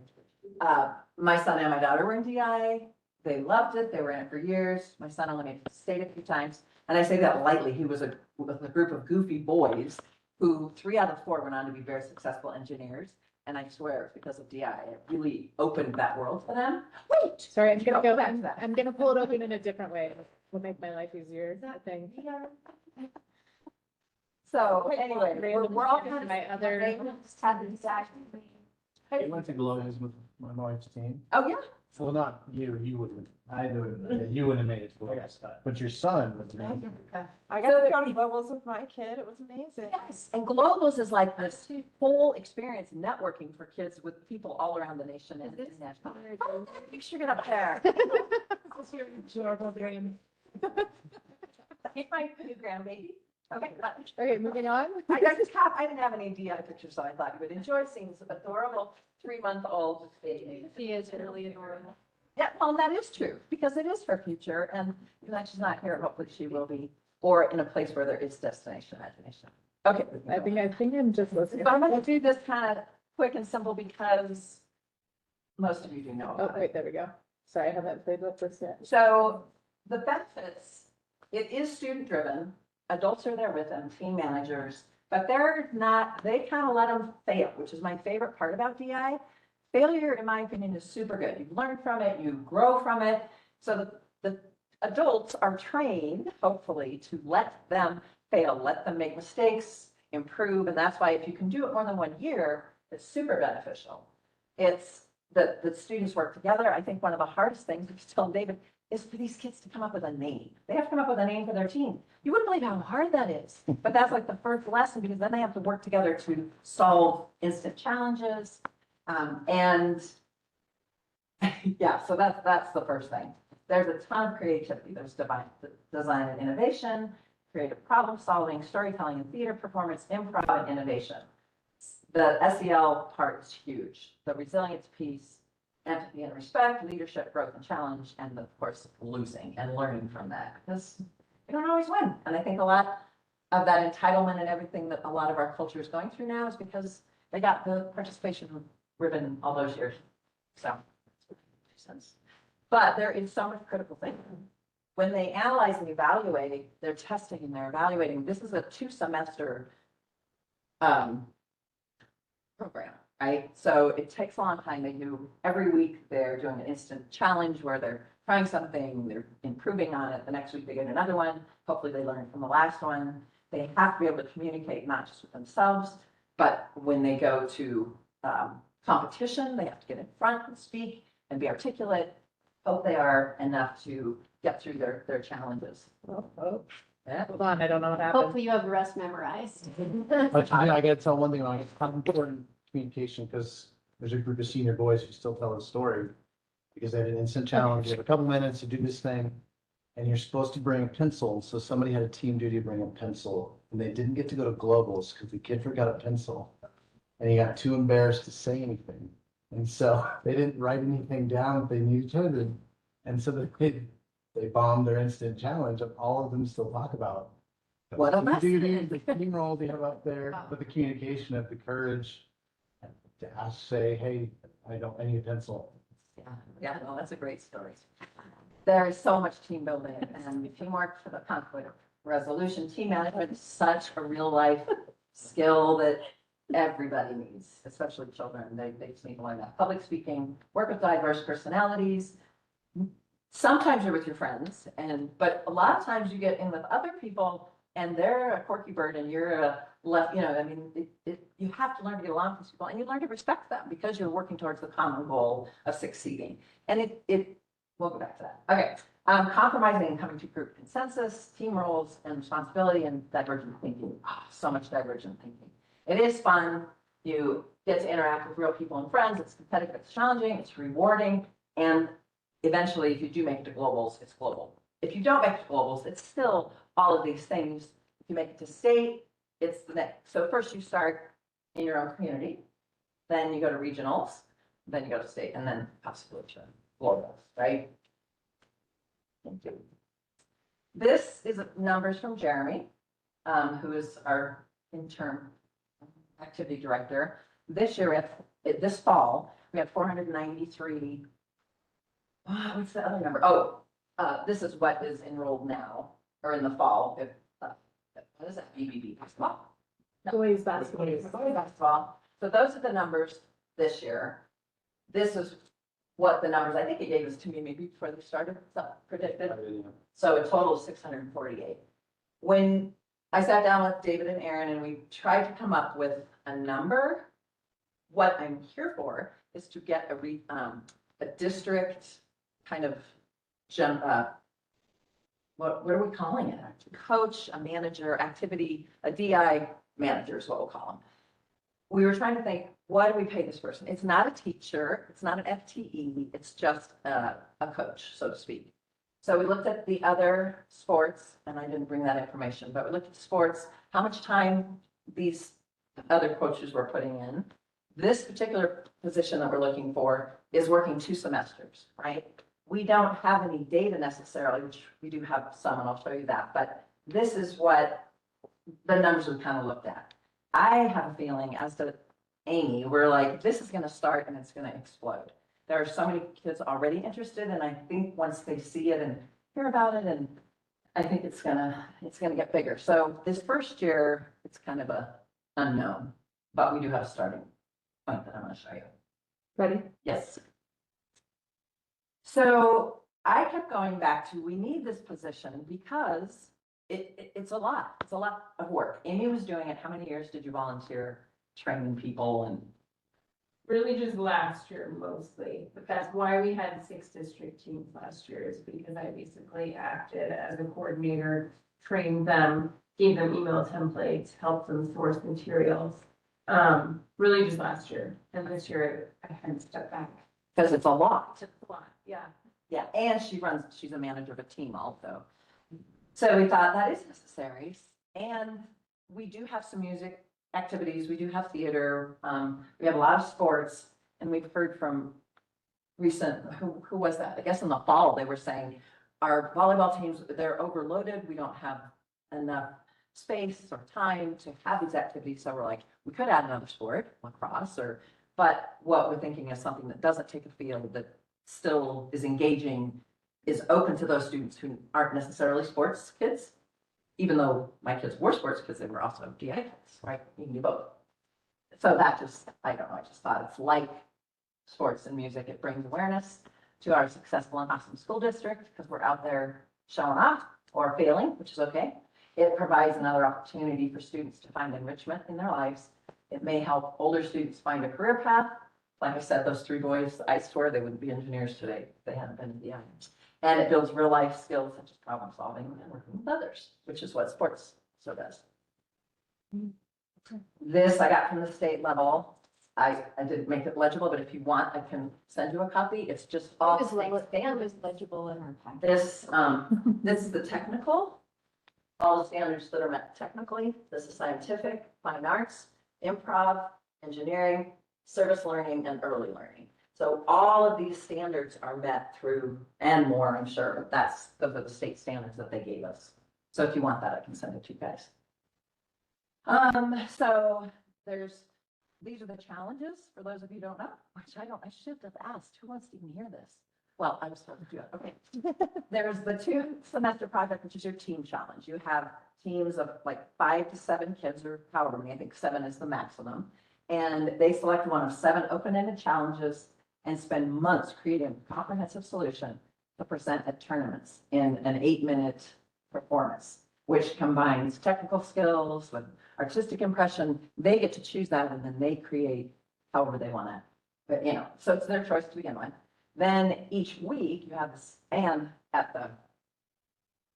they do instant challenges, yes, at the competitions too. You do your rapid problem solving, teams are given a surprise challenge, and they have to solve it within 5 to 8 minutes. And this is the one that we did, I don't know, that we practice a lot. Like, here's your problem, solve it. Quick thinking on their feet, team dynamics, collaborative roles, communication, and then they have to be secret at the competition which is, I don't have anybody leak. Did you guys? Kind of fun. It's like, oh, secret. Because if you let the other teams know what's coming up, then they would succeed, right? If you want to just click on that, I don't know if you want to watch it. It's just like a 2-minute video of what DI is, if you don't know.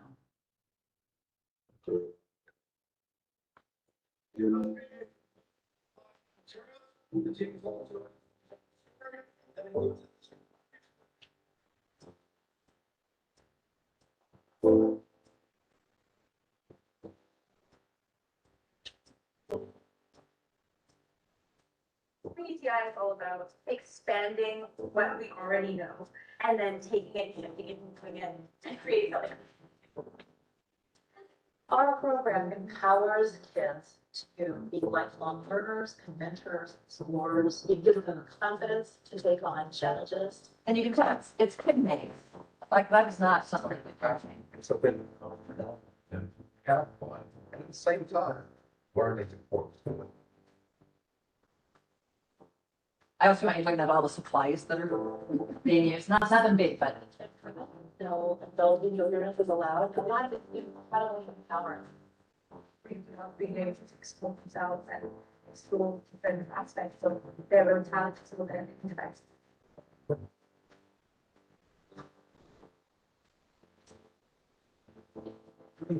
It's so fun when people don't understand the whole concept of third problem solving. And back away from guys when you control.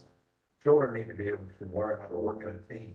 They need to be globally aware. We have to operate across culture, from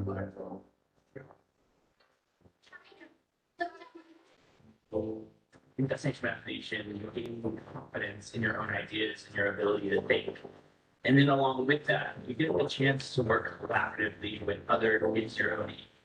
And that sense of unity and teamwork that arises is extraordinary. They're going to learn skills that they can apply in every single aspect of their life. I think what's super awesome, because that's the globals, obviously, they're showing a lot of globals. Guys really knows how to Is that it's okay to be smart and think outside the box. You don't have to think like everybody else. You bring up a new solution.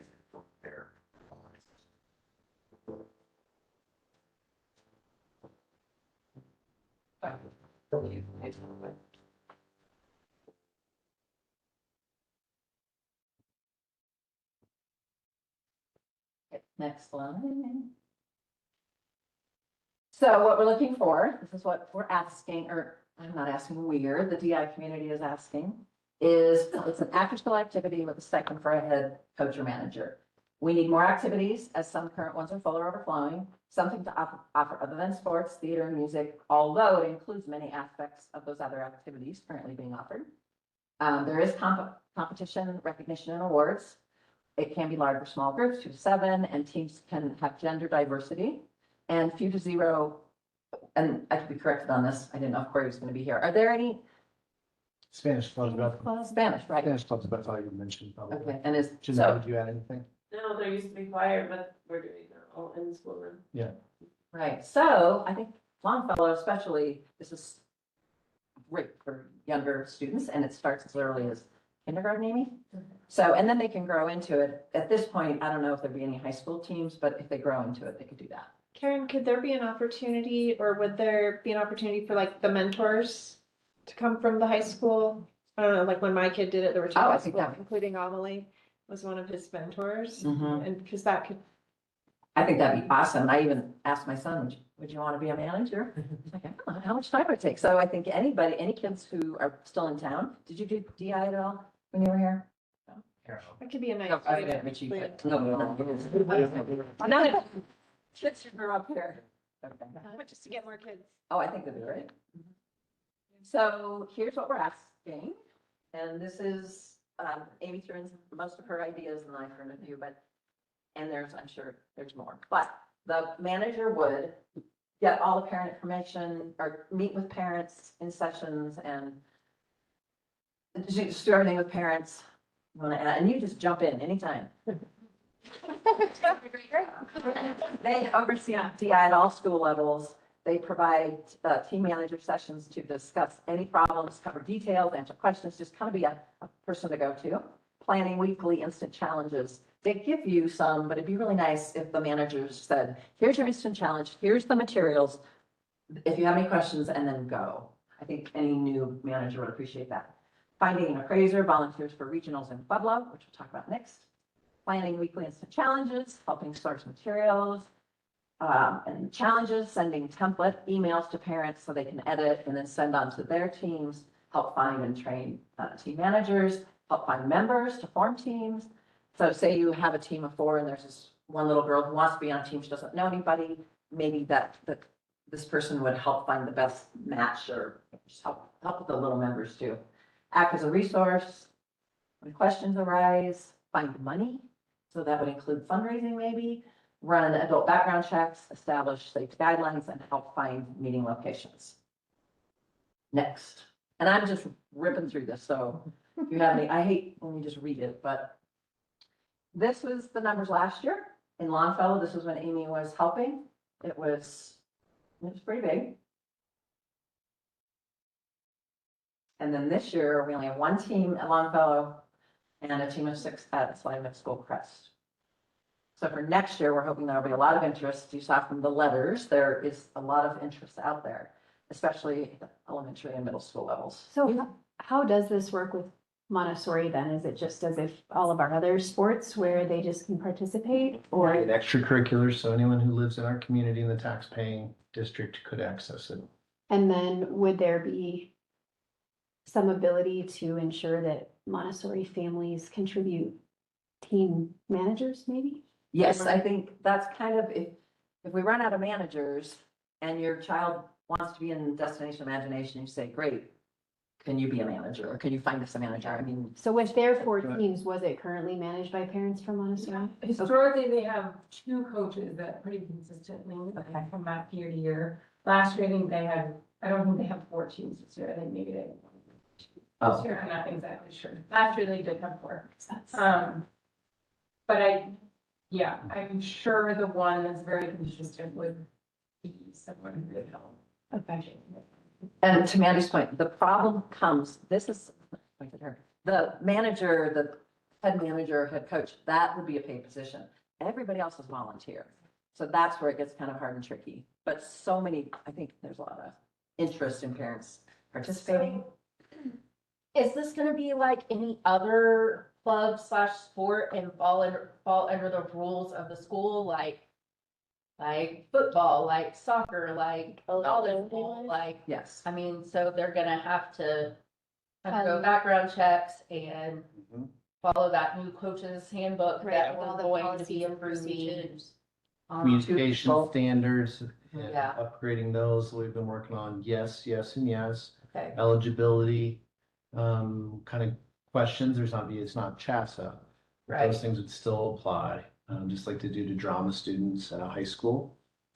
So the answer would be, you have to be a student in good standing.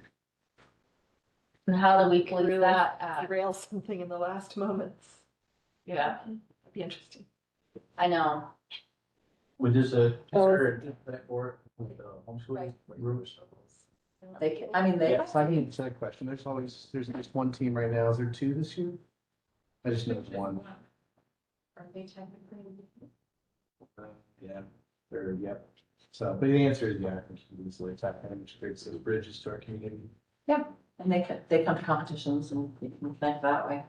So this is what we're looking at past year, and correct me if I'm wrong, I was trying to make it more. Entry fees, they raised 300 to 46, to 350 a team.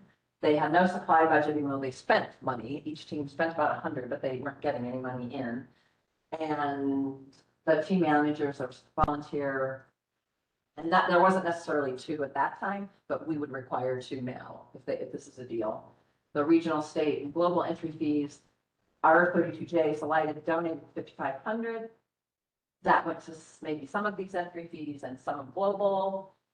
What we're proposing is give them a lump sum of maybe 5,000. 4,000 would go towards the team manager, the head team manager, and then the other 1,000 might be distributed among the teams for supplies. And then a one-time seed money, because what happens, in my understanding, is if you win at state, it's pretty soon right after that you have to turn in your monies to go to globals. So this money, in addition to supplies or however the manager saw it fit to be used, would pay for globals, and then they would have to fundraise to, fill that pot again. But this is a one-time deal. It's not like the district's gonna give them $4,000 every year. The only thing that we would give them every year is 5,000, which really is less than we were paying them before, which was the loan, which was 55. However, after this year, say, we're gonna have more data. Like we spent this much, we're gonna need a little bit more, but this is the starting spot. The reason it's at 4,000 and looking at the amount of students there is, the amount of competitions there is, the amount of practices there are. Over 2 semesters, it fell within about $2,000 a season. It's hard to On make like it. our coaching schedule. It's hard to put it on that coaching schedule thing, and so we tried to find as much equivalency of 2 seasons, right? With those, because there's max is 3 competitions, unless you get a couple more, which is less than say basketball, which I don't know how many competitions they have, right? So there's all these different factors of trying to make it equal. So that's where we came up to that and felt like we had been spending now for 3 years, giving money to support this activity. They've been raising all the rest of the money, so it does match all of our policy around adding activities in that sense. David, another equivalency that we compared to was mountain biking, which is not technically on our coaching scale. They're not technically I don't know the exact details, but it's become more CHASA. Yeah, they're not CHASA. But they're not CHASA, but they start as a club. They're paid through the district, but as a club coach kind of. And it's about 2,000 a season roughly, and so that's how we kind of use this equivalency of the 2 season sport, the same type of thing. I hate doing the equivalency in any of our activities. It's a horrible way to talk about it. Yeah. Because it is, do you want to add this activity? How much would it cost? That's the best way I would recommend the board always think about these things. And small town, you gotta deal with equivalency. People going, well, I did this, how come I didn't get that? Or all those questions. So this was our best guess, and we believe it has done in 3 years. We believe it's ticks all the boxes inside the policy of adding an activity. I mean, I would expect 30 to 40 kids, this upcoming year. That would be where I would think the participation rate would be at. And it's K-12, It would be K-12 so you technically. would expect that many kids, K-12 or mostly in the elementary school? I mean, Amy, you could correct me. I think 4 teams at the elementary and 2 at the middle would be a pretty reasonable expectation.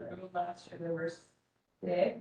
One K, so K2 is not competitive, but they can still go to regional and present. They get that opportunity to create and speak in front of people. It's just they can go beyond that first competition. So we have one of those teams, 5 competitive teams at middle and elementary. So that was, yeah, that was about 40 kids last year. And there were more kids last year than what we're just saying, not because we just didn't have the coaches. Because of the calendar, which was an issue too, right?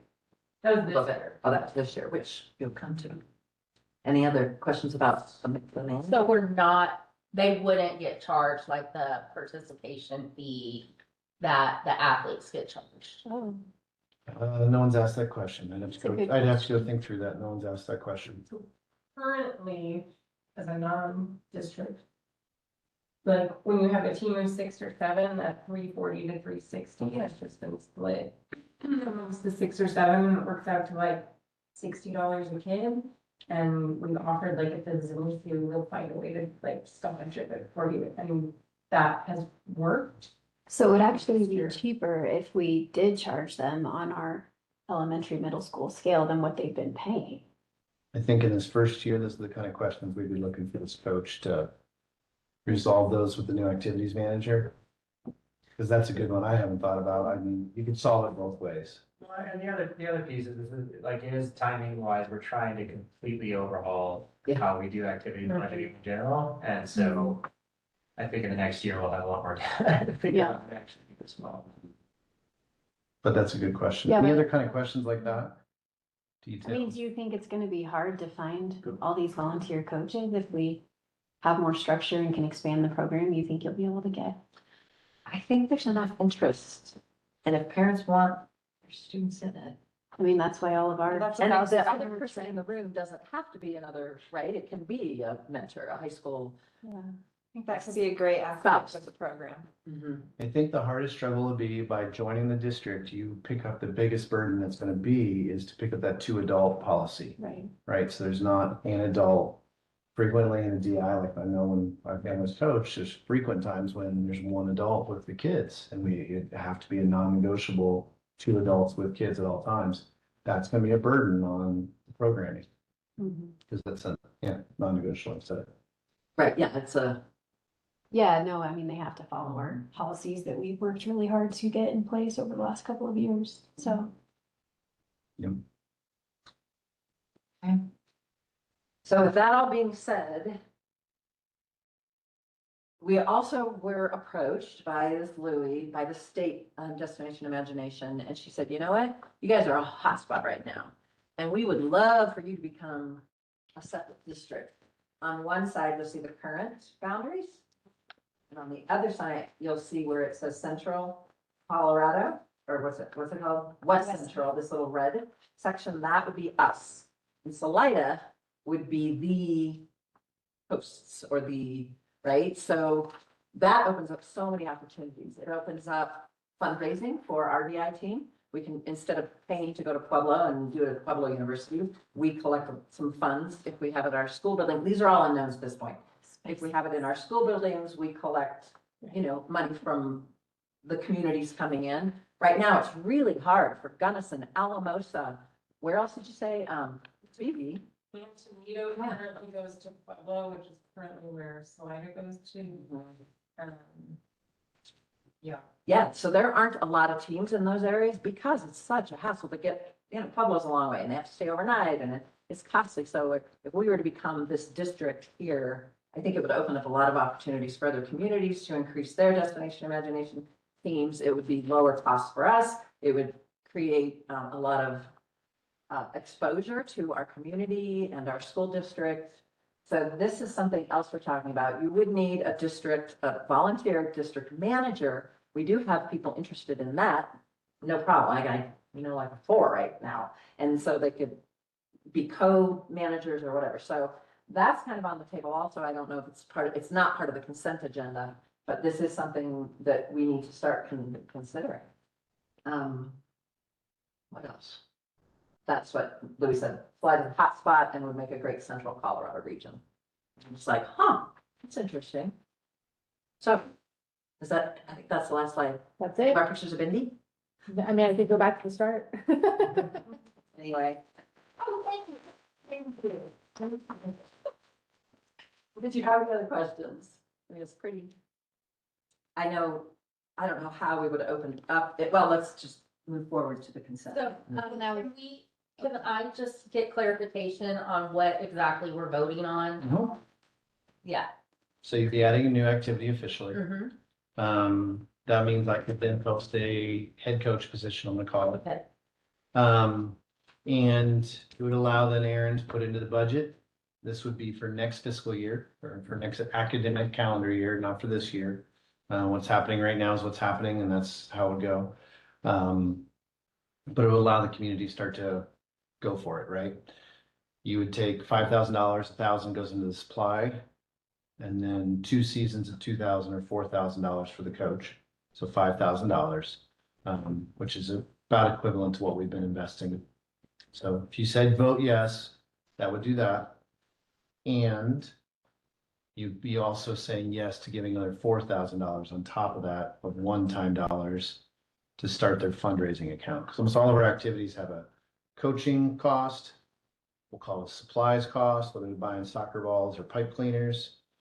And then you have a fundraising account, which is part of the other things we need to clean up district-wide, but this will be clear that fundraising account is really for, at this time, globals to try and make sure that they can keep that system rolling. So $5,000 annual budget, $4,000 one-time fundraising seed money. Yep. Okay, got it. Thank you. That's Do you want wrong, Aaron. You got the look like maybe I'm not saying, well. No, yeah, so we're doing like 5,500 is what we've been doing the past 2 years, right? So this will be basically next year, a $3,500 increase. And then it would probably be reevaluated, but the idea being a $500 decrease at that point the following years, obviously a reevaluation. Yeah. Okay, I'm just making sure I know what you're getting ready to possibly approve. Thank you. You ready for a vote? All right. All right. Dr. Hill, Aye. Mrs. Lumber, Aye. Mrs. Pascal, Aye. Dr. Rhodes, Aye. and Ms. Shipman. Aye. All right. I'm excited you guys voted that, because now I can go home. My wife won't beat me up.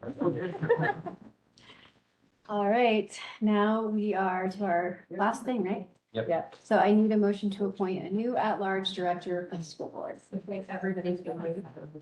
I would like to make a motion to appoint Derek Vaughn to be the new school board member in our at-large seat. Is there a second? I'll second it. Discussion. We vote. Well, does anyone have any discussion? It was hard. Absolutely. All right. Ready for a vote? Dr. Hill, Aye. Mrs. Lumber, Aye. Mrs. Pascal, Aye. Dr. Rhodes, Aye. and Ms. Shipman. No. Motion carries. All right. Welcome, Eric. And then, So that now we're- means I will take over your, that works for you. So we get to jump right in. We'll swear you in right now. Because that's how this works. If you will, it's always a surprise. Should you choose to accept the nomination? Right? There's like, this is your moment.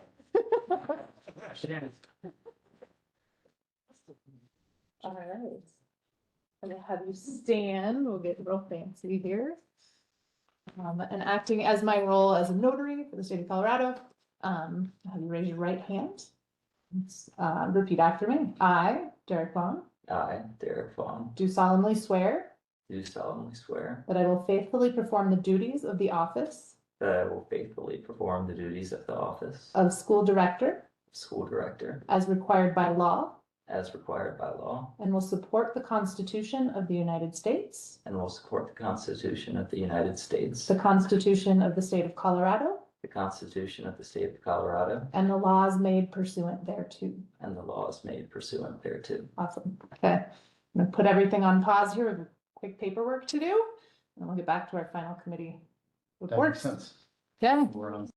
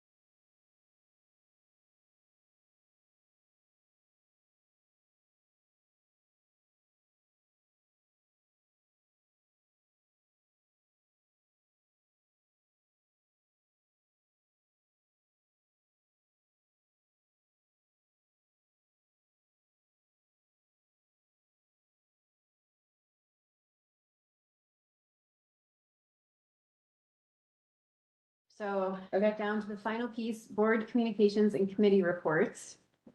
Which we just restructured this at our last retreat meeting. Sort of looking for a way to redistribute responsibilities a little bit. So currently with the policy book, just for you to know, Derek, we spent the whole last year, last 2 years going through our entire policy manual, which is hundreds of policies, and updating all of them. So getting rid of ones that were not necessary, changing ones that needed changing. So right now, we're not really doing a lot of policy work. There's a few hanging over that we need to fix, and then our activities program, we're in the process of hiring a new activities director, and then there's gonna be some policies going along with that, the curriculum policies. So it's always, every meeting, there's some amount of policy work, but we're not doing a big deep dive like we just finished. Got it. Came in on the right time. You did. DAC executive team, there's probably nothing in for Jody. No, I think, now that we've kind of gotten these communication committee reports kind of in a different angle, then I think it'll be up to Jody and I, and we'll go see who else maybe in the community is a good fit for that. I'm thinking there's 2 gentlemen tonight who I'd love to see join us on that team, so. And I think potentially Joe Smith. We could also bring someone like that in, yeah.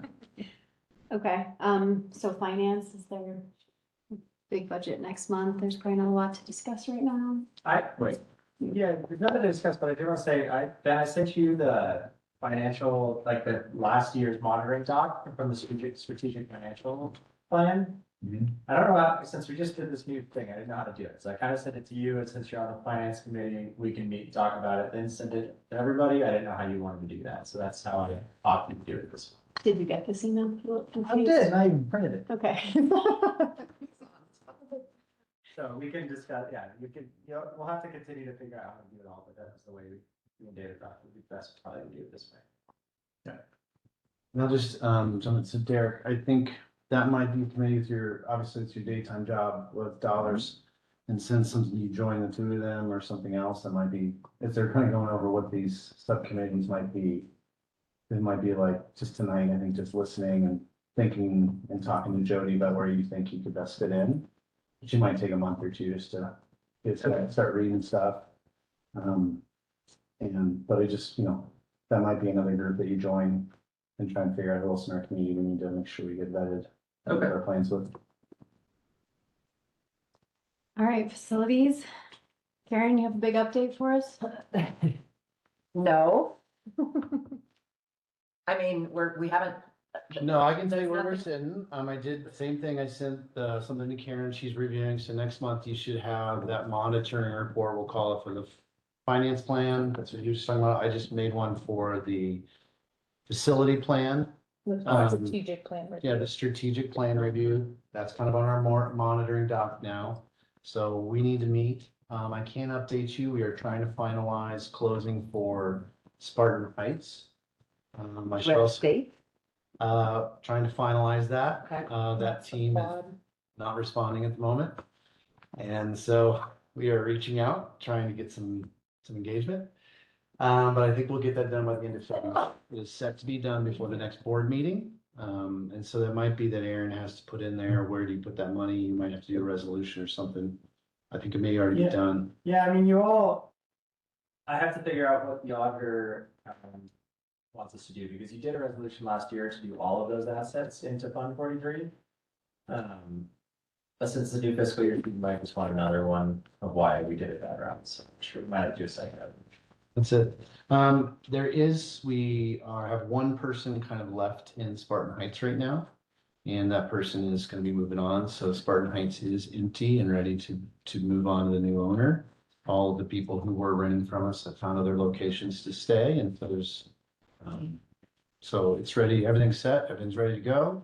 And then the next thing will be to turn over the HOA to the homeowners there. And so then we'll be 100%. So there's we're taking care of the renters right now. We're almost 100% there. Trying to get that closing 100% done, get the finances, making sure we cross all our T's and dot all our I's. And then we'll be able to step out of the HOA and be free. And the last piece that I just want to name is then we'll probably need to reach out and tell a story. This is the time where you go get a video crew. What you guys have done and I know it's been other people ahead of you, is what everyone else is dreaming of doing. Like, this is where everyone else in the state is trying to get to, and did it and walking away and have been successful. It's a really important story of how our school district board has been insightful, thoughtful, and dealt with affordable housing in a good manner that's taken tax dollars and made good on tax dollars. I think you guys are the model, and I wish a lot more people in the state and the community would look at you and model what you did. It's pretty awesome. Other than facilities, we are finalizing an MOU with the city in terms of South Arc and land dedication with their piece that is at its final mark with lawyers. So does that include getting the land and buying the land? No, then the buying the land, we move on to that, and then with the county, we are waiting for them to engage. So they are struggling with that right now. And do we want to put a date on that? I know Jody felt pretty strongly about putting Yeah, a, Yeah. I think we need to. yeah. I think so. Karen and I will meet hopefully in the next week or two, and we'll nail that down. And then I think Karen and Jody will probably encourage people to get going. It's worked so well in the past. This is with the county commissioners. Yep. Well, We'll get it. PT announced his free election campaign. Yeah, that's what I said. Yeah. Okay. What about the bubble? Oh, yes, tell us about that. Okay. So we had our random connection that I have. Someone reached out to say, hey, we have a sports dome bubble, and would you like it? And my response was, okay. So I met with this person, this donor. It's actually a nonprofit, so it's given by an affluent person who gave it to a nonprofit. The nonprofit can't use it, so they're looking to do that. So they are looking to get enough operating dollars out of that space. The downside is that it's about 330 feet long, which is long, right? That's a football field, right? 100 yards effectively. Then it is only 60 feet wide. It was a pickleball facility. It was only up for 2 years. It comes with at least 15, we're trying to figure out whether it's 18 years or 15-year warranty. It is already taken down and stored. So there is installation costs in those spaces. So I think I was hopeful when I first looked at it, and I'll grab a piece of paper and I'll send it around, that maybe it could work in Holman and some of those other fields, but it would work for pickleball. It would work for basketball courts. It could work for indoor soccer. That's great. And maybe it's something where we can help our county realize this is a good facility, that maybe it's not on one of our pieces of land. Maybe it's in one of our partners' pieces of land, the town of Poncha, and it meets that community need. Even that would be amazing to take the pressure. Our custodial is struggling right now to keep up with everyone's expectations, and one of the main reasons is our facility use. It's kind of overwhelming our system. So even if we can push some of our winter stuff off and help our community grow in that recreational way, then that would be great. So we are looking into it. And I'll go get the piece of paper she was showing you and pass it around. But that's kind of where that facility piece is at. Are we close enough and getting to the point where we should be re-engaging CCU? Yes. So I'm hoping by next month, once Karen does some amazing work. On the grants? Well, what am I doing amazing work on? With the commissioners. Helping everyone. Oh. For annual board meetings tomorrow night. Maybe one of them will hear that they can reach back out. Maybe one of them will hear. Maybe his for. Reach back out. Yes, I think they should reach back out. It is the right time. So because of what, I think the city's doing a great job reaching out. I reached out to them also around the dog park at Holman, Royal Duke Dog Park. Just starting a conversation. We're just starting it. So I just said, hey, the MOU is not active. It's out of date. So we need that signed and Can we back up to the dome real quick? Yep. You said you are researching infrastructure, install, all of that? Yep. Okay. Yep. Just So- starting, trying so that there's a real number. Yeah. So about $200,000 would be what we could purchase it for. I would call Oh, I that. thought it was a gift. No, it's Well, not so much anymore, huh? Not so much. Oh. So I'll say 200, but it might be 150, we'll see, but I'm gonna, They said they would donate it. I thought it was $200,000. that'd be a good way to say it, yeah. Well, that's a gift for them. Right. That's why I'm just chasing it down. I don't want to put too much out in the airwaves. I know. But a facility for that amount of money in our community, because it's a Yeah, I game mean, that still changer. seems like a pretty I mean, great. every taxpayer would call you blessed if you spent those tax dollars and could get that facility up for indoor stuff. That's pennies on the expectation. Start with us, then the city, then the pickleball club would be all over it. Right, I think that we have some chances. So even if it just just like I think the ice rink was a good example where we can say yes. And that frees up other people to say yes. I think that's the kind of community leadership that we can help everyone start to say yes, even though they're anxious to not they want to make the right, perfect decision. Sometimes you need to make a decision, so maybe we can help. So what are the dimensions again? I'm sorry. 330 by 60. So that's not the picture we just saw. Nope. Oh, sorry. In case you're wondering. So look in this package. Just wondering what where you can bubble- see the measurements. That picture is too wide on the front. What That's is what I that? said. 60 is only 20 yards. 60 yards, right? But it's made for a pickleball facility, and you could do a basketball court would fit in there, standard basketball court. So the dimensions are like deeper in. They that could put package. the ice rink in there. Yeah. Well, but They're ice rink's a different whole. definition and shape, like we. Ice rink, so you know, at Holman, the ice rink is, I know they're finalizing it. I don't think it's operational. But they're working hard on that. We've cleared all the electrical problems and, so still has cost you nothing. You are getting, it's also saving you money because they have gone in and done the grading, necessary work on the fences, to extend that parking lot, which needed to happen. So that's good. They are not ready to take the next step for like the bigger rink. They needed a year or two to get through this process, and then they'll be ready to reengage that. So a lot of facility stuff there. So, I know you're looking into the details, but like ongoing operating costs, be helpful too, and also, like, how does it do in the wind? Ah, good question. That's- We just Just don't talk about.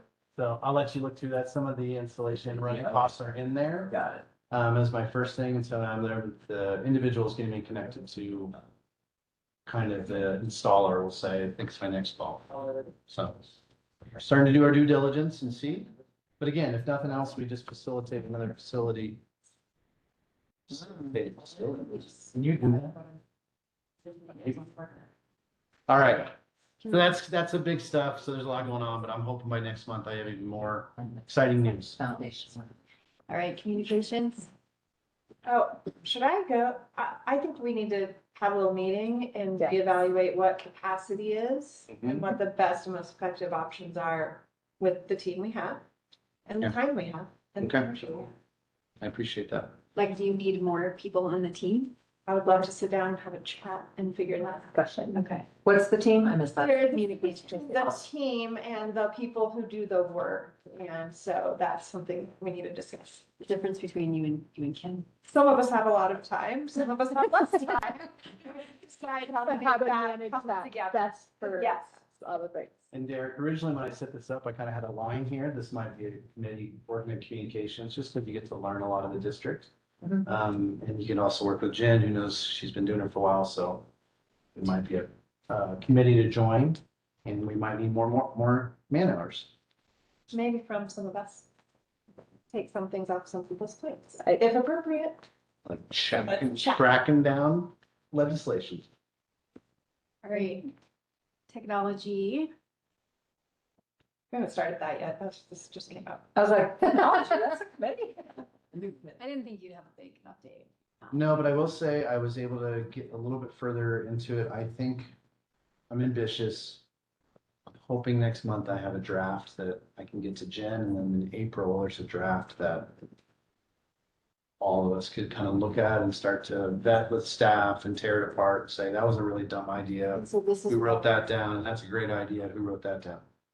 And this is more the philosophy of tech as opposed to now we've gotten through all the infrastructure, like now. All of the above and how it wraps together.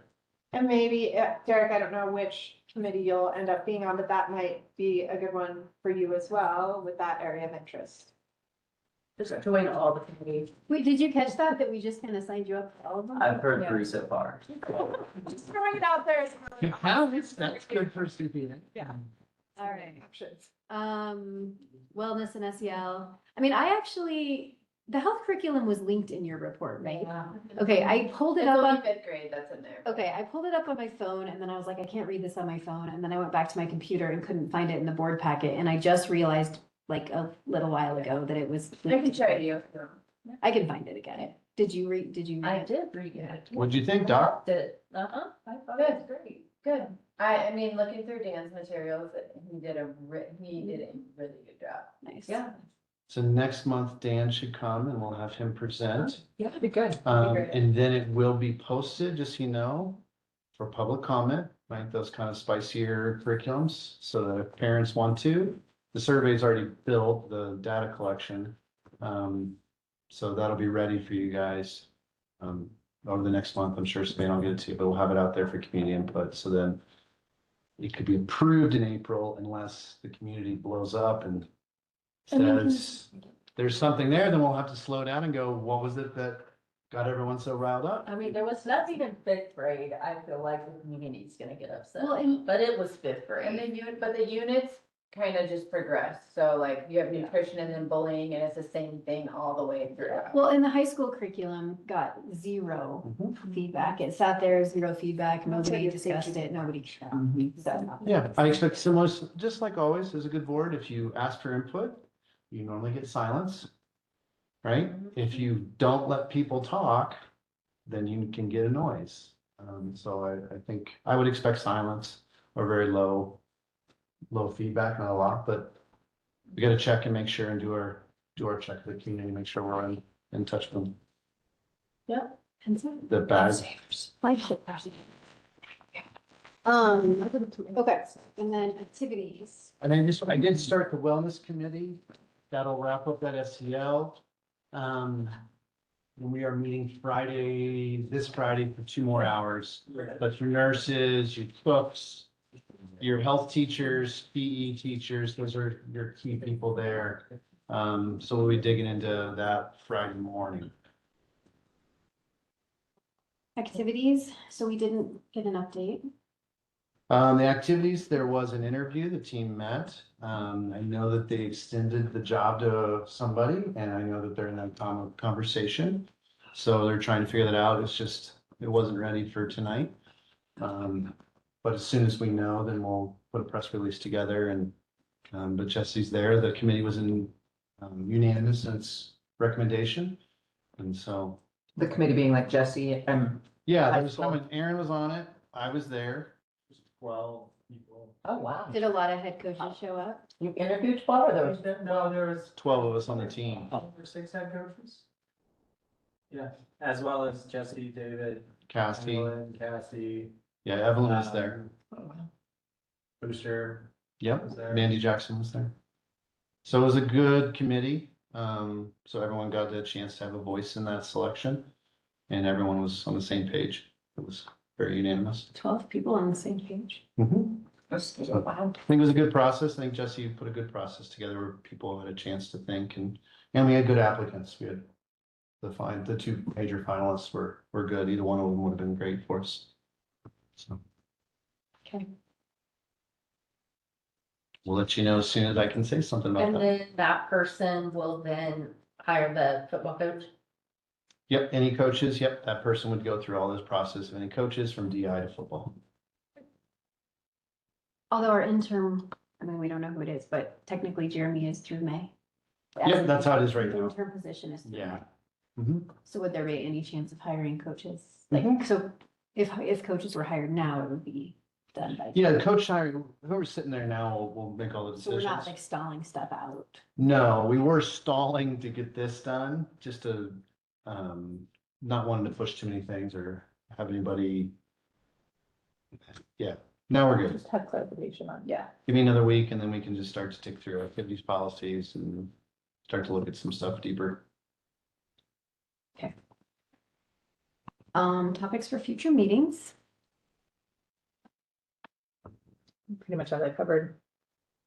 And meaning it, I don't usually. It's there, but we don't really talk about it unless someone has something. Yeah, does anyone have anything? That we haven't covered yet. Future. I'm still curious, and this might be just a discussion between Jody and I, and I think we chatted with you a little bit about, but about the whole instructional time being counted for passing. Okay, I- on the IC curriculum. So what I would recommend to you on that one, that's a big conversation, because that's moving, I mean, that's, that's I removing, changing the whole direction of the river. It's like moving boulders. mean, isn't that adding days to the school year? Yes. Adding days to the school year, it is a big one. That's the only option. Yeah. What was the question? The passing time is considered educational time. Yeah. And I have a problem with that. Just have your teachers move classrooms. Just have your teachers walk the kids down the hallway. And teach as they walk. Just casual conversation. Maybe we should have a problem with the state standard. Anyway, okay, so let's. So what it means that on that big of a change is I would put it on the list kind of when we look in August at setting priorities for next year. Mhm. And then if you kind of caucus and everyone was like, oh my gosh, yes, Karen's so right. I'm We- always right, David. Right. Others are always right too.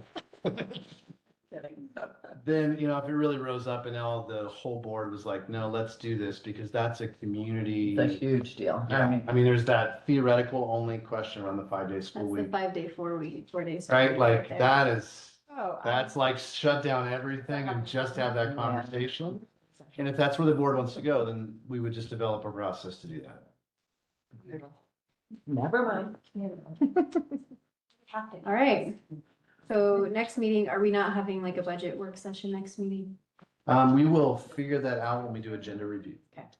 So who would like to do agenda review? I could do a gender review. Okay, done. So what that is, Derek, is every month, the board president and another board member meet with David and Kim to finalize the agenda for the meeting. Okay. So so Jody has to do it every month and then all of the rest of us take turns going. Okay. So you can have a turn. The key thing when Jen or, when Jen or Jody, Julie J's, next month say, hey guys, if you have any topics, they're asking, because then they're gonna come in and sit with me, and I'm gonna say, okay, here's how I think we do this. And they're, well, I heard from Karen that we gotta rearrange the whole calendar. Docket. Look. It had 5 days of school. So, and I put my poker face on and say, that's a really interesting idea. Let me think about how we could do that. All right, yeah, is that it? That's it. All right. So what do I say? I need a motion. I need a motion to adjourn. I do. Aye. All right. I'm gonna give that to Tiffany at 8:54. Good job. See how. Yeah,